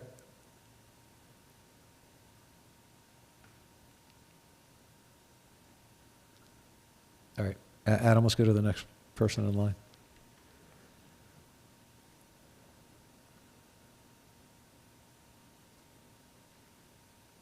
All right, whoever signed in as iPhone, if you could unmute yourself and then introduce yourself. Hello. Hello. Yes, you hear me? Yes, we can. Yes, you hear me? Hi, how are you? Good evening. My name is Richard Borbor, de Resistencia en Acción. I am leader of the Jornaleros, right? So we are worried, when we go to the work. We are worried when we go to the shopping. We are worried when we go our children of the school. So we are worried all the time. That's why we demand they pass the Princeton Immigration Act resolution.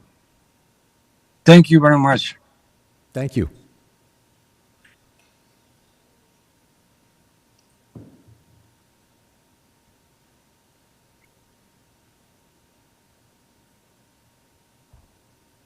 Hello, can you guys hear me? Yeah, go ahead. Hello. All right. How are you guys? Good evening, council members, mayor. My name is Richard. I am here tonight because we've heard the right words before. We care about immigrants. We want Princeton to feel safe for everyone. We don't cooperate with ICE. And I believe those words are sincere. I really do. But they're not enough because words are not policy and promises without policy are fragile. Let's be honest. We don't get to control what happens at the federal level. We can't stop ICE from making arrests, but we can control what our town does, how our local government responds. And right now, that response is identified. That means it's vulnerable.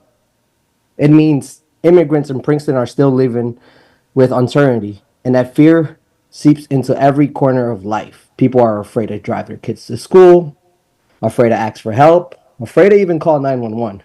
I know people who have skipped their doctor's appointments, who didn't report abuse, who live every day with the feeling that one wrong move could destroy their family, that could separate them from their kids.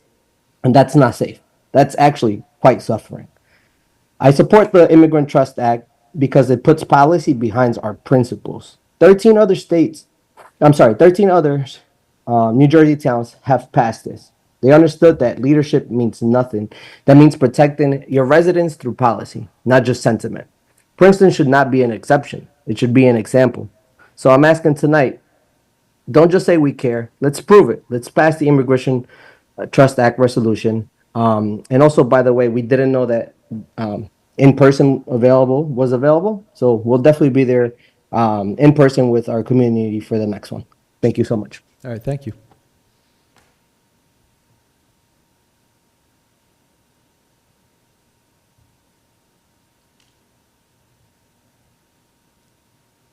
Hello? Yeah, hello. Hello. Hi. I'm Jabari. Good evening, council members, mayor. Good to be here with you all. And I'm here because I really do love this city. I love Princeton. I care about this town. And I believe that we need to show that in our actions. And that includes me and that includes everybody here on this call. Because like Richard mentioned, many of you have said we don't work with ICE. I've heard police officers say we don't work with ICE. That's amazing. That's good. But what happens when police leadership changes or the next administration comes in? And if there's no written policy, written guarantees, then national pressure just like this can wipe those verbal commitments away with one phone call or memo. So what we're asking for is we're asking that you exercise the power that you do have through your policy.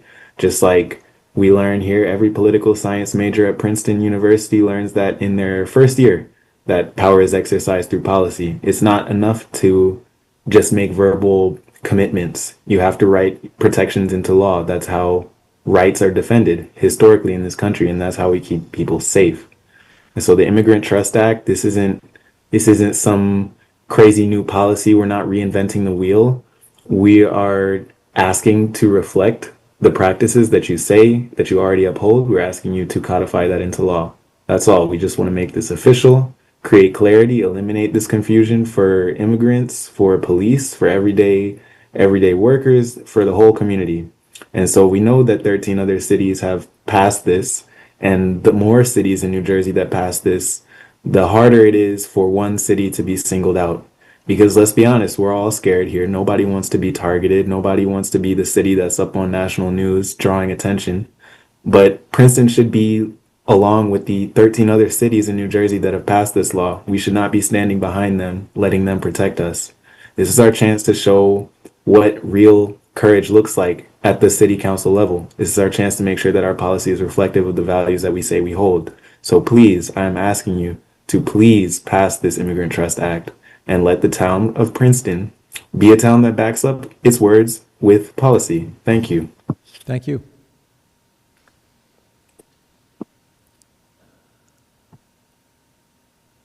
Hello, can you hear me now? Yes, very easily.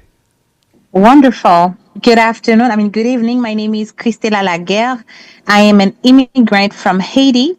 I am a social worker and community organizer and board member of Resistencia en Acción New Jersey.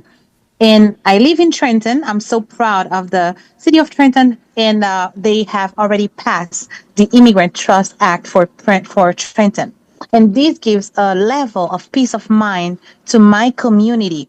And as I conduct a lot of organizing and professional activities in Princeton, I am expecting the same from Princeton. In my daily work, I work with immigrants and they speak every day. They express how they feel constantly terrified to even go to work on a daily basis. And personally, last week, I panicked behind the wheel while I was driving to work because I saw a heavy traffic. I was afraid it could be an ICE raid and I could be taken, just as they've been taking a lot of immigrants and get them incarcerated and deported to any country. I was afraid this could happen to me and I was panicking. And imagine how dangerous that can be. Imagine how many car accidents could occur due to people feeling unsafe in a community where they are contributing their taxes to. So today, I'm here just to ask you to please, please, please pass the Immigrant Trust Act. As we all know, actions speak louder than words. So the only action I'm asking for you today is to pass the Immigrant Trust Act. And as I'm so proud to be a member of this community, I'm so proud. I will be proud to know that this community is also in return standing with me. Thank you. Thank you very much.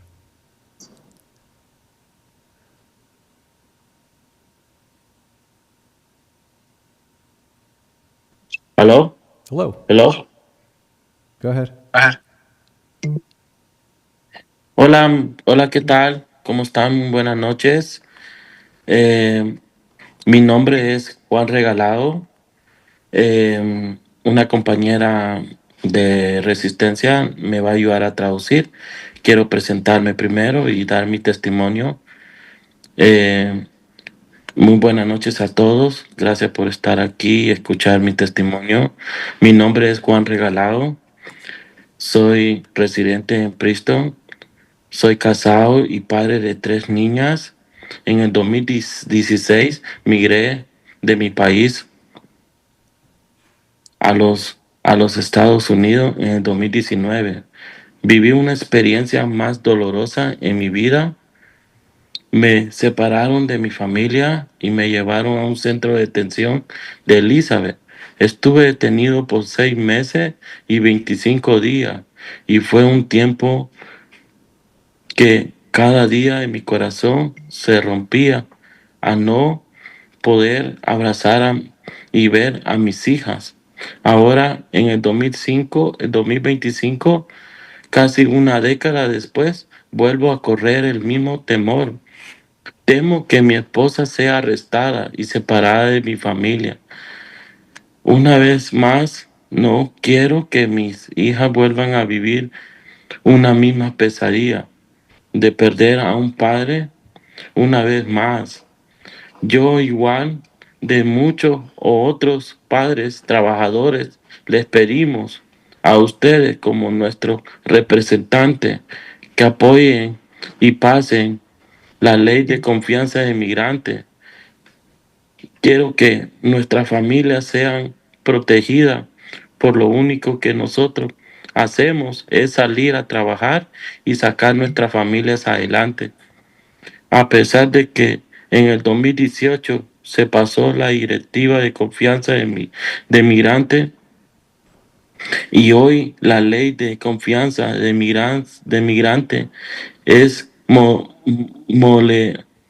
modelada en la imagen de una directiva. Aún no es suficiente. Al parar con la implementación de la directiva del 2018, dimos un paso atrás en el proceso de tanto que nos costó llegar. Es importante que sigamos el ejemplo de las 11 ciudades que ya han pasado la ley, porque esta ley protege a las personas y a las trabajadoras de nuestra comunidad, como yo. Yo soy un padre muy trabajador, pago desde que llegué a este país, pago mis taxes y solo quiero que ustedes como representantes nos ayuden a darnos esa ley, de aprobar esa ley. Thank you. Gracias. Gracias. someone's going to. Okay. Does he? Okay. Or we can, I mean, Leticia and I can summarize. I can translate. Oh, you have someone? Okay. Yes, I can translate. Okay, so he said, hello, good evening. My name is Juan Regalado, and I am a Princeton resident. I am married and the father of 3 beautiful daughters. In 2016, I immigrated from Honduras to the United States. In 2019, I experienced one of the most painful experiences of my life.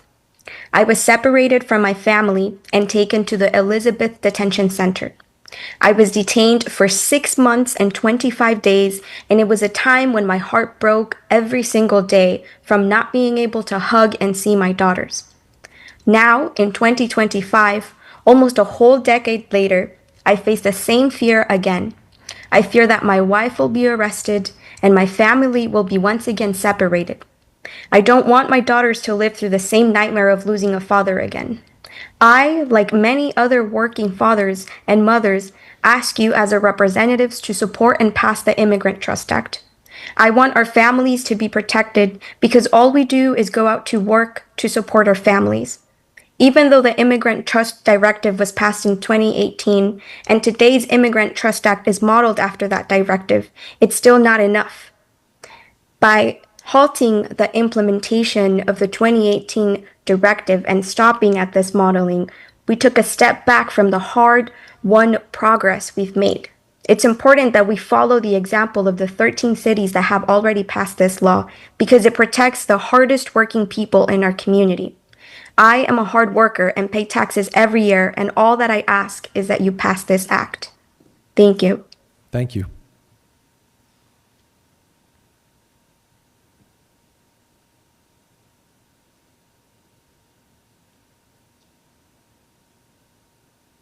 Okay, who's ever iPhone 8, if you could unmute yourself and introduce yourself. Hi. Hi. Hi, it's Hillary Persky. I'm a longtime Princeton resident.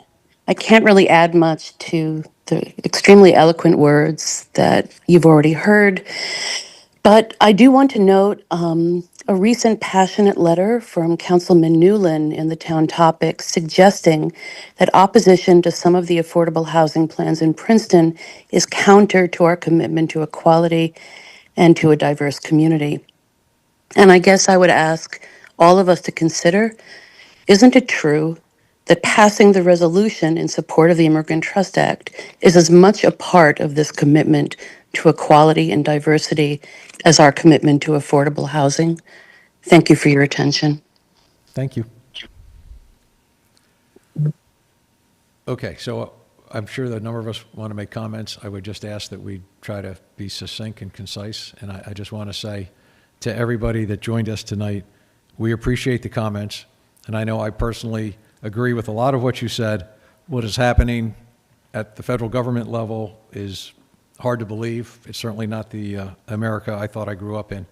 But having said that, I do want to stress that we have a written policy as far as our police department goes. In fact, there's a statewide policy from the New Jersey Attorney General, and we follow that. And we have our own written policy based on that, that is, in the police department SOPs. Our Human Services Department has policies. We have a written document on what we're going to do if ICE comes back into town, on how to alert people, how to pay attention to what's going on, how to share information with people. So people are obviously can say whatever they want, but it's always good to get full information before people maybe say that we're not doing what we should be doing. I think we're doing a lot more than many communities within the state and maybe within the country. Passing a resolution is not passing a law. I just want to make sure people understand that. A resolution, at the end of the day, is words. Some of you said that actions speak louder than words, and I think the actions that we took and are prepared to take after ICE was here last July are things that people should feel comfortable with. I would also stress that any group that wants to work with us has to work with us in a truthful manner. And that is any group that then tells people not to work with this community after we have stressed that our police do not in any way help ICE, that our Human Services Department, Health Department, all those services are there to help people regardless of their status in this country. And then for people to say, to tell community residents that have these concerns that they should not trust us is extremely counterproductive. So we are willing to work with anyone that is going to truthfully and honestly work with us. The resolution that was first sent to us to ask us to consider to support the ITA had a lot of wording in it that basically just chased the federal government and just said a lot of needless things that are just going to stir emotions and not really go anywhere well. Actually, in the correspondence I had with the mayor of Madison this morning, I asked him to send me a copy of their resolution. So I know that I plan on sharing that with the council members once I get it. Anyway, those are my limited comments. Whoever else wants to make comments, just please let me know. Thank you. Go. Yes. So, as many of you are already aware, I am a first-generation immigrant myself, proud one of that, from Mexico. And so I really connected with a lot of the comments that were made, and I appreciate all the advocacy and support of our immigrant community.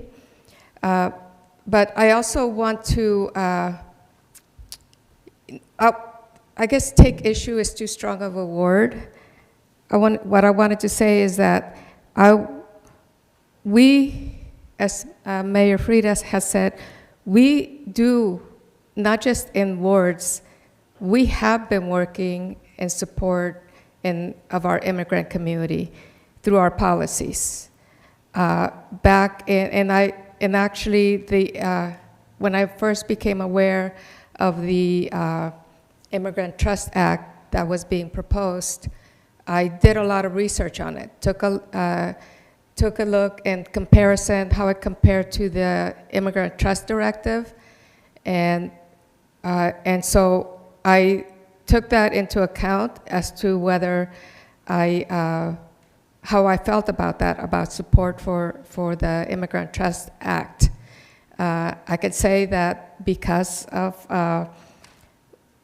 just based on the differences of how they compare, in that the directive is just that, a directive. So if we had a governor that was not, with an AG that was not in support of that directive, could change it, but that the act would make it law. And for that, I would support the act. However, we are limited on what we can do at the local level. Yes, we can adopt a resolution in support of the Immigrant Trust Act, and personally, I'm in support of doing that. In fact, my colleague, David, and I'll let him speak for himself if he wishes, my colleague, David Cohen, and I, we actually took a stab at drafting a resolution in support of the act that was Princeton specific, that referenced what we're already doing at the local level. That includes the 2013, our Princeton Police Department issued Immigrant Trust Directive. That's before other towns in New Jersey were doing that. That was followed by, in 2019, the AG issued the Immigrant Trust Directive that in large part actually mirrored what Princeton was doing. We have also adopted a wage theft ordinance that protects our immigrant community. And this is done in collaboration with our Princeton Police Department and Human Services, who has already assisted countless number of not just day laborers, workers in our community who were being taken advantage of. And we also, in 2015, Princeton became a member of Welcoming America.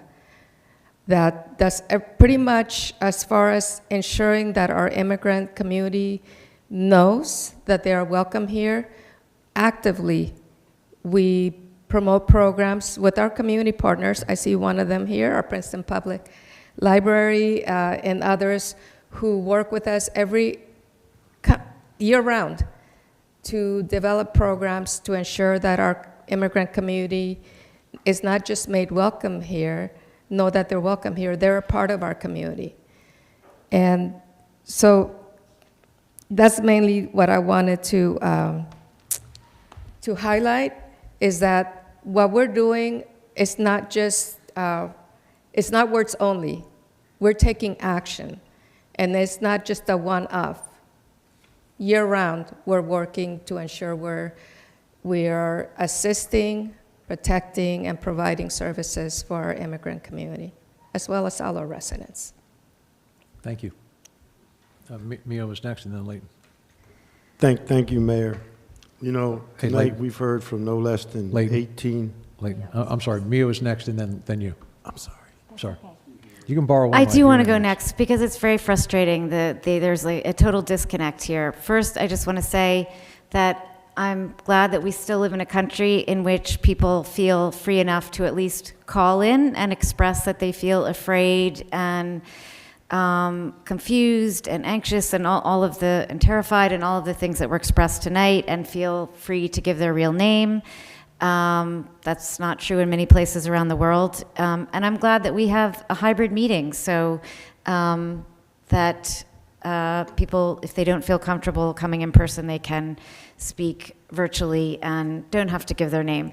But secondly, for the public who've been listening to this, I want to explain that there was a group in town that circulated a letter asking residents to come to council to advocate for us to pass. And as you see, there seemed to be some confusion. We were asked to pass the Immigrant Trust Act. Most of the speakers asked us to pass the Immigrant Trust Act, and then others said the Immigrant Trust Act resolution. So let me be clear. The Immigrant Trust Act is a legislation that has been pending at the state level, which does offer much stronger protections than the Immigrant Trust Directive, which is in place now. I can speak for myself, and I think every member sitting up here has, as far as I know, most of us, if not all of us, have spoken out quite publicly for many months now in support of the state legislature passing the Immigrant Trust Act. It was a big issue in the gubernatorial campaign, and I know many of us also made decisions based on the candidate's commitment or lack thereof to pass the Immigrant Trust Act. So there is absolutely no lack of support in this body for the Immigrant Trust Act. However, we do not have the ability to pass the Immigrant Trust Act at the local level. What we have considered doing was passing, which is what the 13 other towns and cities did, was to pass a resolution in support of the state legislature passing the Immigrant Trust Act. And it was just interesting to hear everybody speaking about how they don't want us to just, engage in words or, empty promises. That's what a resolution is. It provides no additional protection for a single person in this town. It is just words. And the statements that this council put out right after the election and has continued to put out are actually much stronger than the other towns' resolutions in support of the Immigrant Trust Act. And that's great that other towns passed resolutions in support of the act, and we may or may not do that. I will say that it is our understanding that this is not moving forward in the state legislature this year. And whether or not Princeton being the 14th to pass a resolution would make a difference, I don't know. But what I can say is that it would not change in any material way the safety and well-being of all residents of our community. And that is what we are committed to, not passing resolutions in support of legislation which may or may not come to be, but our responsibility as local officials, which a number of speakers were very eloquent about, in terms of doing everything we can on a daily basis to protect, support, reassure, and encourage the people, the vulnerable residents in our midst. And I know that everyone sitting up here, as well as our staff, are very committed to that. And we're not going to talk about what's happening because that would endanger those very residents. But I can assure you that it's happening. I'm proud of what Princeton is doing. I don't know about the other towns that have passed a resolution, but and whether there is action that actually underlies those resolutions, which are just words, but in Princeton there is action. And I know that we don't feel a need to support, to pass resolutions just so that people feel that we're doing what we should, because I know that we're doing what we should. And to the people who came tonight, it's really painful, because I wish that we could actually, there was something we could pass at the local level that would make, that would actually give you the guarantees and protections that you deserve and want. But this is state legislation, and for the group that circulated this, call to action, I would strongly urge you to write to your state representatives with all of the same comments that you've made tonight so eloquently and passionately, because they do have the ability to pass the Immigrant Trust Act, which we do not. We only have the ability to pass a resolution in support of it. Thanks. Any other, I'm sorry, Leighton, did you have? Yes, thanks, Mayor. First, I want to say I hope everyone paid very careful attention to what Council President Mia Sachs said with regard to this legislation that's kind of stalled at the state level. But we've had no less than 18 individuals, and I thank each and every one of you individually and collectively for sounding off on the devastation that we see in our country today. It breaks my heart to see people deported en masse to places, as someone referenced, that aren't even their country of origin. But I will also say, as my colleagues have shared with you, that Ms. Rhodes Jones is the head of our Human Services Department. And we are probably one of the top 3 municipalities in the entire state of New Jersey that has a robust Human Services Department. We have a great CARES Commission which looks at equity, civil rights, and affordable housing. And to each and every individual that called in tonight, I would ask one thing of you: to help us, please help us build trust here in Princeton, so that those people that you say are confused, scared, will come and get and take advantage of the resources that we have put into place. We are here for you. We love you. We are a welcoming town, and trust me when I tell you that we are doing everything we can to keep Princeton safe, to keep it equitable, and protect each and every citizen here. Take advantage, please, of the resources that we have, and to everyone on the call, work with us to build trust in the community. Thank you. Thanks, Leighton. David. Yeah, so I want to echo everything that my colleagues have said about what the Immigrant Trust Act is and what we can do at the local level. But the one point that I want to add, some people know that bicycle and pedestrian safety is one of my top issues. And bear with me, it's relevant. I was reading the monthly report on our traffic accidents that appears in Tap Into Princeton earlier today. This report about May. And this poor 12-year-old boy was riding his bicycle and rode it into a crosswalk and was hit by a car. And he was deemed to be at fault. I mean, he got banged up. It wasn't a serious, hospitalization type injury. But the point that I'm trying to make is that a healthy fear of things that you should be afraid of is protective. And while I feel the tragedy of the fear that our immigrant community is living with, I want them to be not afraid of the things that they shouldn't be afraid of. They should not be afraid of our Human Services Department. They should not be afraid of our police, but they should be afraid. I'm sorry, with the federal government that we have right now, they should be afraid. And if we passed a resolution that removed that fear without us being able to actually protect them, we would be doing them a disservice. Thank you. Any other comments? Or I don't have much to add other than just to say, you know, one of the really honors that I have of serving with my colleagues is that we all have areas of expertise and areas of passion.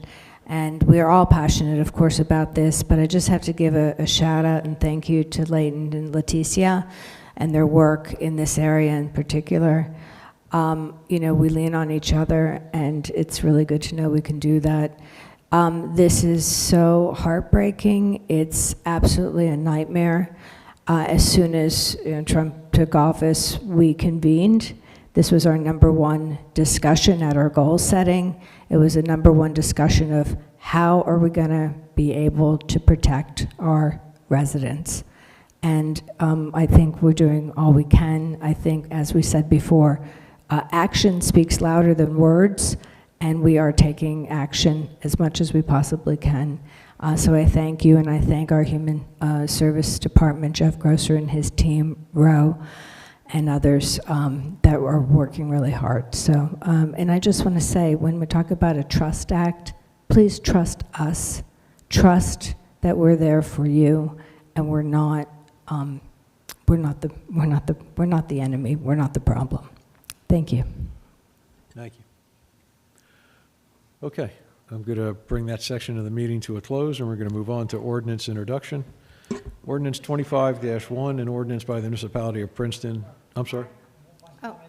Oh, I'm sorry. I didn't. Come on up. Yeah. I had a few words about another matter that I wanted to bring up. Do I need to say my name and address? I'm Sam Bunting, 99 Dempsey Avenue. I'm here tonight to talk about the orange Defend Historic Princeton signs. When I saw those signs, I was not very happy because it made me wonder, what historic Princeton are we defending? There's a lot of good history in Princeton, but also some pretty bad stuff. The town came into being when the native tribes were run off the land. We had Woodrow Wilson of Princeton tried to resegregate the federal government. We had the destruction of Baker Street to build Palmer Square. There is a history here of exclusion, and let's be frank, we know who is responsible for these orange Defend Historic Princeton signs. It's a bunch of neighbors who are trying to stop an apartment building being built. That's the reason why these signs are going up. And it strikes me that when you put up some signs for an exclusionary purpose, saying Defend Historic Princeton, you are tying yourself to that history of exclusion.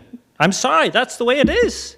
So when I read a letter from Councilman Leighton Newland calling those residents out for putting those signs up, I was very happy to hear that there was somebody up there representing those of us who thinks that those signs are ignominious.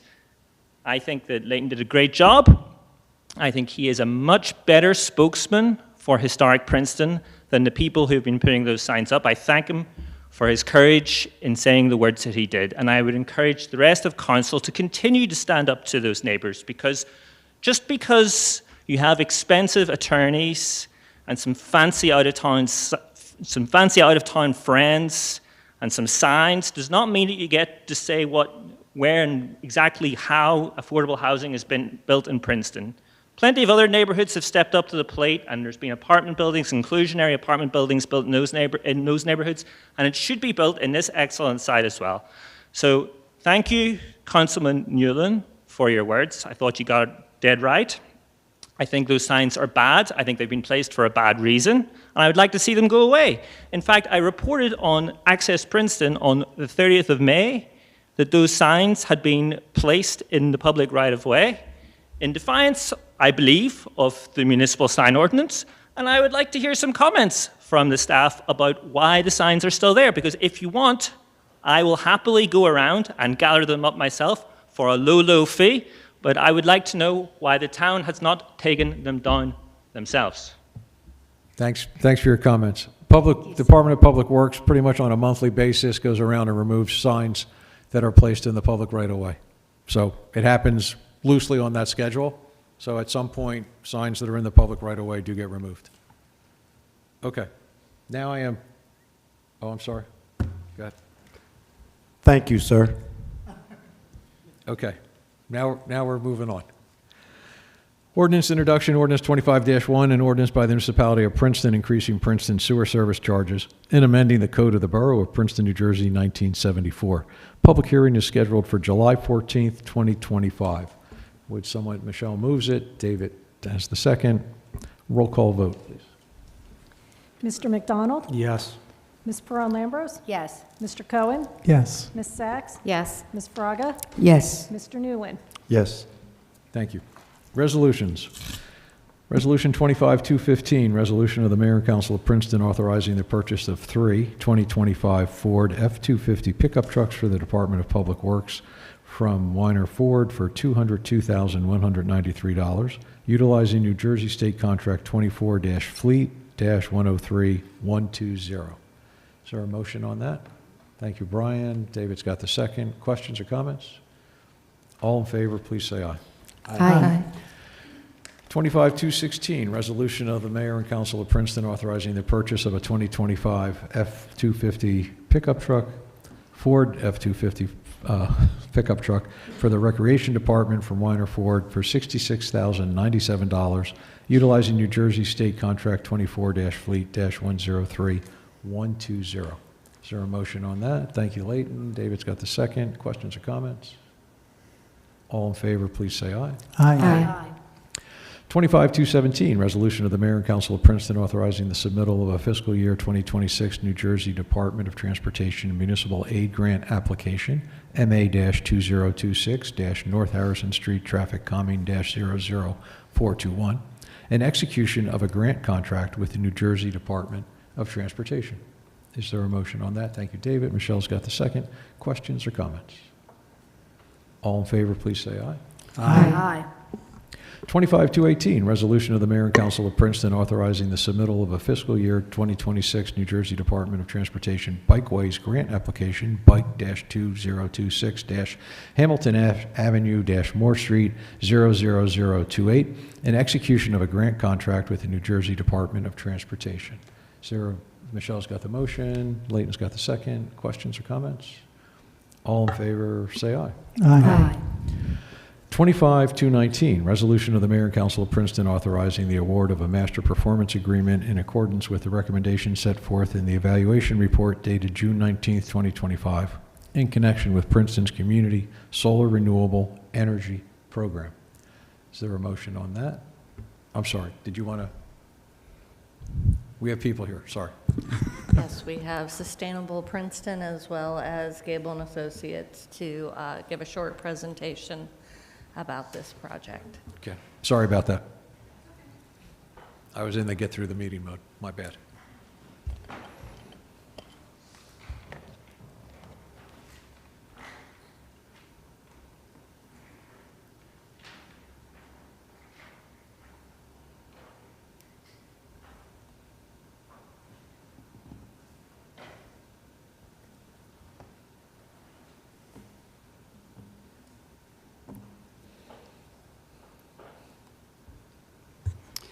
Good evening, Mayor and Council. For those tuning in who don't know me, I'm Christine Simonton. I'm the Executive Director of Sustainable Princeton, and I'm joined here by Belle Gable from Gable and Associates, and we have been working with Deanna and the municipality since 2018 to help the town to develop and establish a community solar program that would serve its low and moderate income households.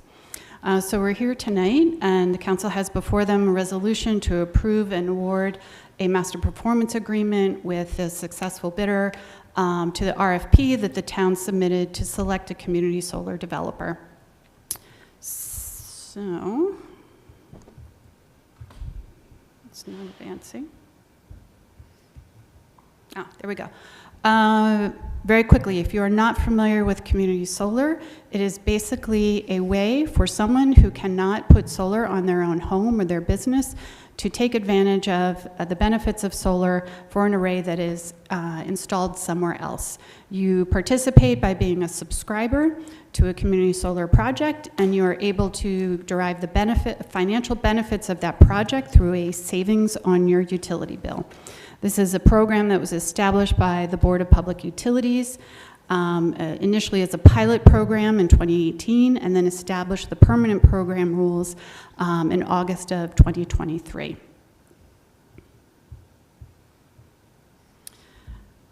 I'll skip through that. So a little bit more about how it works is a community solar developer installs a solar project somewhere, perhaps a warehouse rooftop or in a landfill or a carport, in a place that is can support solar but does not have the electricity demand that solar electricity that's generated would offset. And you subscribe to that project, and as I mentioned, you get a savings on your utility bill. It looks something like this. This is a sample utility bill. You would see in the electricity supply section of your utility bill that you're a subscriber to a community solar project, and there's a subscription fee and then a credit, which nets out to a reduction in your electricity supply cost. What the state of New Jersey and the Board of Public Utilities has enabled in its permanent program is the ability for a local government to put in place a municipally sponsored approach. So beginning April 1st of 2025, local governments may submit a registration for a community solar project that would automatically enroll its low moderate income households. And in this type of model, the municipality of Princeton serves with support from its energy consultant, Gable, to manage that subscriber organization, that program. And these community solar installations need only be located somewhere within our utility territory, which is PSE&G. So the process has been where the municipality has engaged Gable as the consultant. The consultant has worked with the town to issue the RFP that was issued back in March to select a community solar developer. And then once that developer is awarded the master performance agreement, then we, Sustainable Princeton, will work with Gable Associates and the town, the affordable housing organizations, Princeton Housing Authority, Princeton Community Housing, and the municipality's Department of Affordable Housing to do an extensive outreach process as defined by the rules that the BPU has put in place to notify those LMI households that they are going to be enrolled into a community solar project. So there were the results of the RFP, which I can hand over to Belle from Gable, so she can talk a little bit more of the specificity of the response that the town received to its RFP. There were two bidders. One was deemed, one bidder withdrew, and there was one bidder that provided it, for which we did an evaluation of their response. All right, great. Thank you, Christine. So what we're looking at right here is a summary of the various projects. So these, by project, we mean that individual solar facility. By program, we mean the Princeton Community Solar Program. So as you can see, there are 3 individual projects that were proposed for us to offtake from. As Christine pointed out, they're in Robertsville, Carteret, Cranberry, because they are outside of Princeton. They're in the utility territory, which is a great benefit so that there are no panels that need to be visible or go up on the limited roof space here. We have broken down the approximate number of residents who could participate, who we've identified 899. The savings, $542 a year. And that is reflective of the bid, the discount bid from the developer, Solar Landscape, of 36%, which, to put that in context for you, the requirement is only 20%, so that's a very impressive percent. So as you can see, that gave them a large percent of the score. They got 33 points on that because of those amazing savings. Yeah, so this is the rubric of the evaluation criteria that was in the RFP by which the respondents would be evaluated, and Solar Landscape did score 97% of total possibility of 100 points. As Belle mentioned, the proposal provides a 36% discount to the electricity supply portion of their bill. There would be 2 of the 3 projects have not yet been fully permitted, but they are far along in the process that they would be operational in, I think, spring of next year. One of them is far along and would be operational by December of this year. Other benefits that this respondent provided would be for job training and high school education about solar. Solar Landscape has extensive experience in community solar projects in New Jersey. They probably have the majority of the approved community solar projects that the BPU has authorized. And there were no other material changes that they asked of the RFP or the MPA. And the projects that they provided in the bid have been approved by the BPU into their community solar program.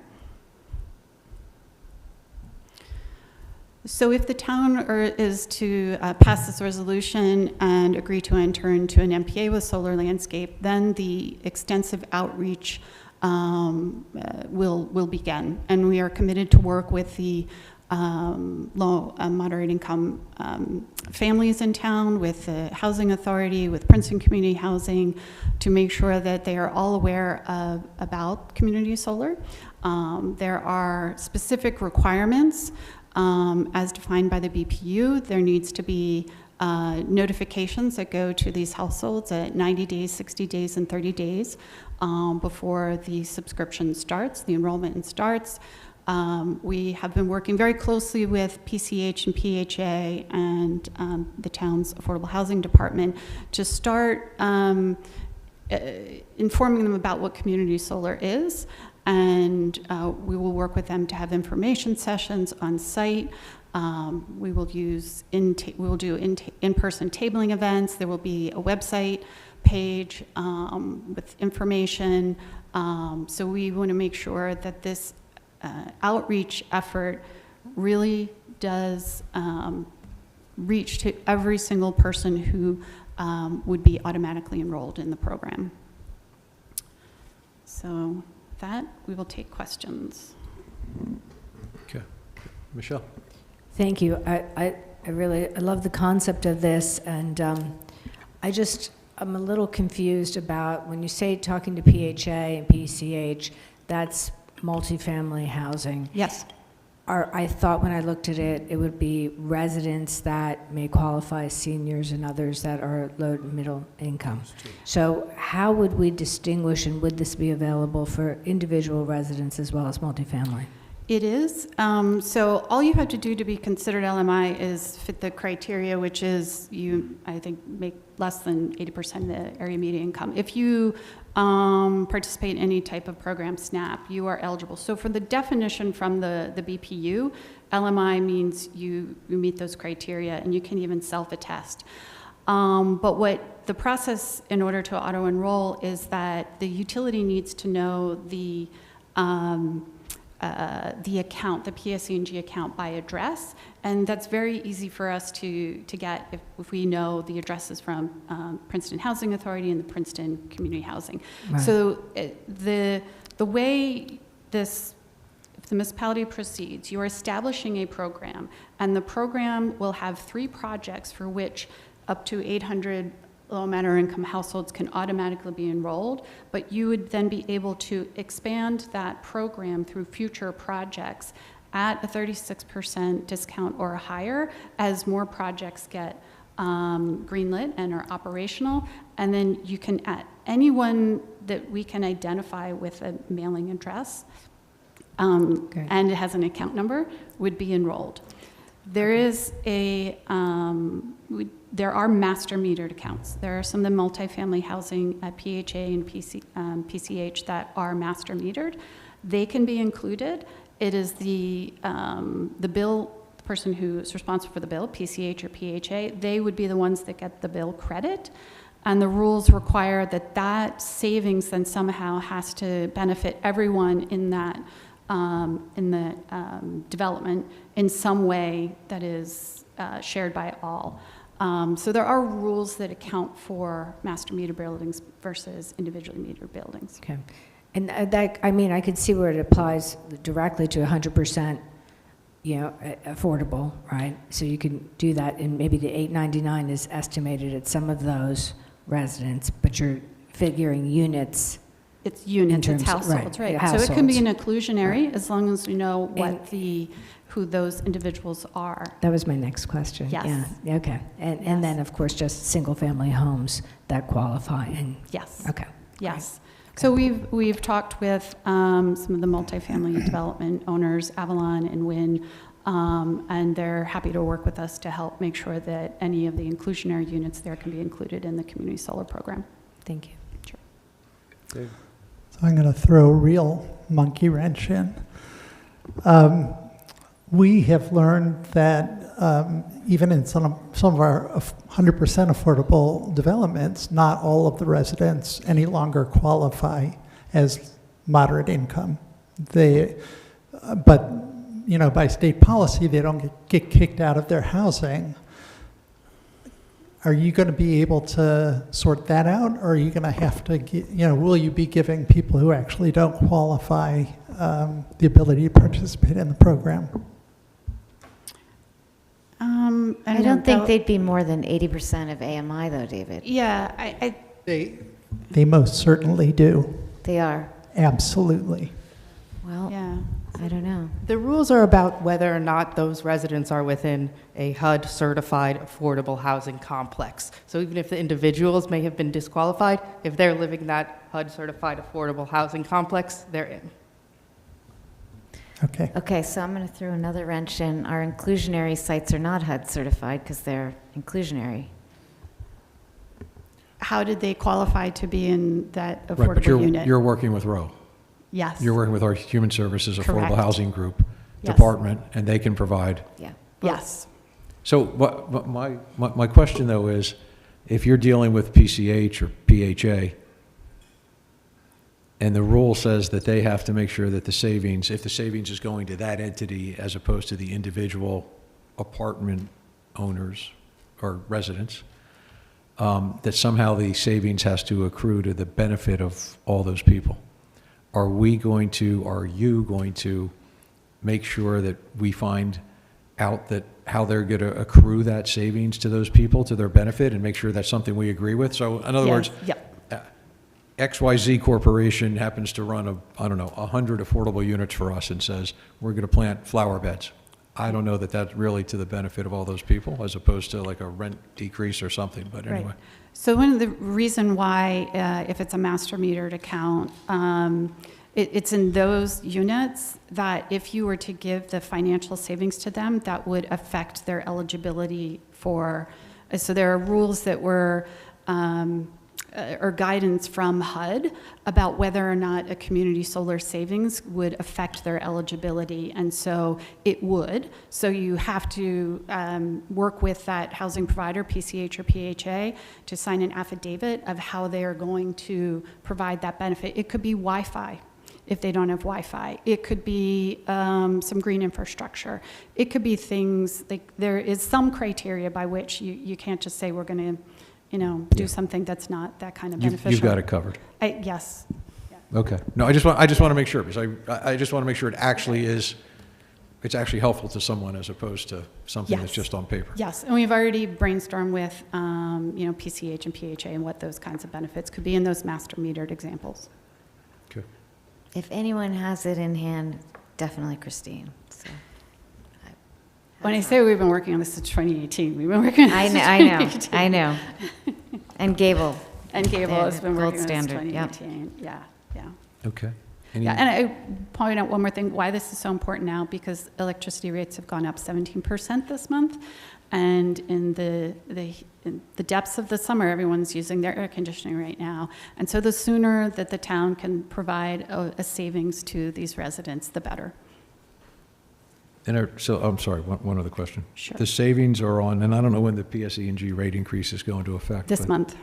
Okay, so the savings will be on the new rates. It will be on whatever rate for the next 15 years. So it'll be 36% at least on their electricity supply rate, no matter what the basic generation service rate is, right? Do I have that right? Yeah. Okay. Thanks. Any other questions or comments? Clayton?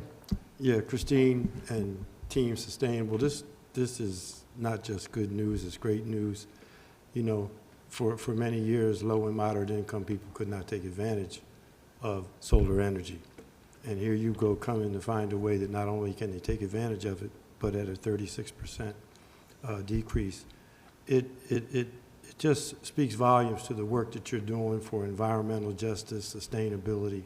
And I just want to thank you personally for the many people that I know that will save money on their electric bills, whether it's from the Princeton Housing Authority or Princeton Community Housing. I'm particularly happy as I can be about the people in single-family homes that will be able to maybe remain here in Princeton a little bit longer because they're getting some help that they need. So thank you for this work. And, you know, even though the incidentals and the small details are yet to be worked out, if you and your team have done anything, it's shown us that we have great confidence in your ability to finish the job. So I know this is going to work out great. And I thank you again for looking out for the least of us. Thank you for your trust, Leighton. Michelle?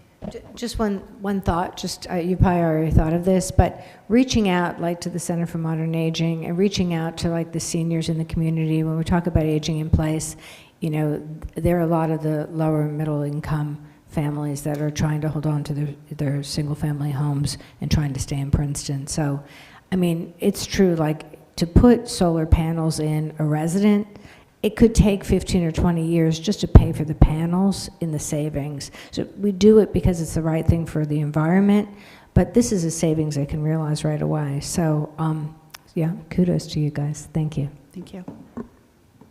Okay, last shot. Any other questions? Anything else you wanted to say? Okay. We moved it already. All in favor, say aye. Aye. There we go. Thank you very much. Thanks for waiting so long. Thank you. Sorry, my bad. I would have moved that up. I wasn't paying attention. Mark? Yeah. So we're going to move something from the consent agenda. Yeah, we're moving. Thank you. 25-222. 222 Okay, and I will 227. recuse from that vote. Yep, I'm going to bring it up right now. Okay, 25-222, resolution of the mayor and council of Princeton to cease and desist alcoholic beverage license 1114-31-032-002 as of June 30th, 2025. Is there, Leticia's got the motion, Brian's got the second. Okay, now we're going to make sure we get this correctly because, as Michelle said, she's going to recuse herself. So all in favor, say aye. Aye. Aye. That looks like everybody else. Anybody opposed? And those abstaining? Is Michelle. Okay, got that one right. And then 25-227, resolution of the mayor and council of Princeton authorizing an amended license agreement with Rider University. Is there a motion on that? Thank you, Leighton. David's got the second. It's not the We took it out of the consent agenda. Bernie, this is just prolonging an agreement for use of a... It is just for administration to run a conservatory through the end of August at the Princeton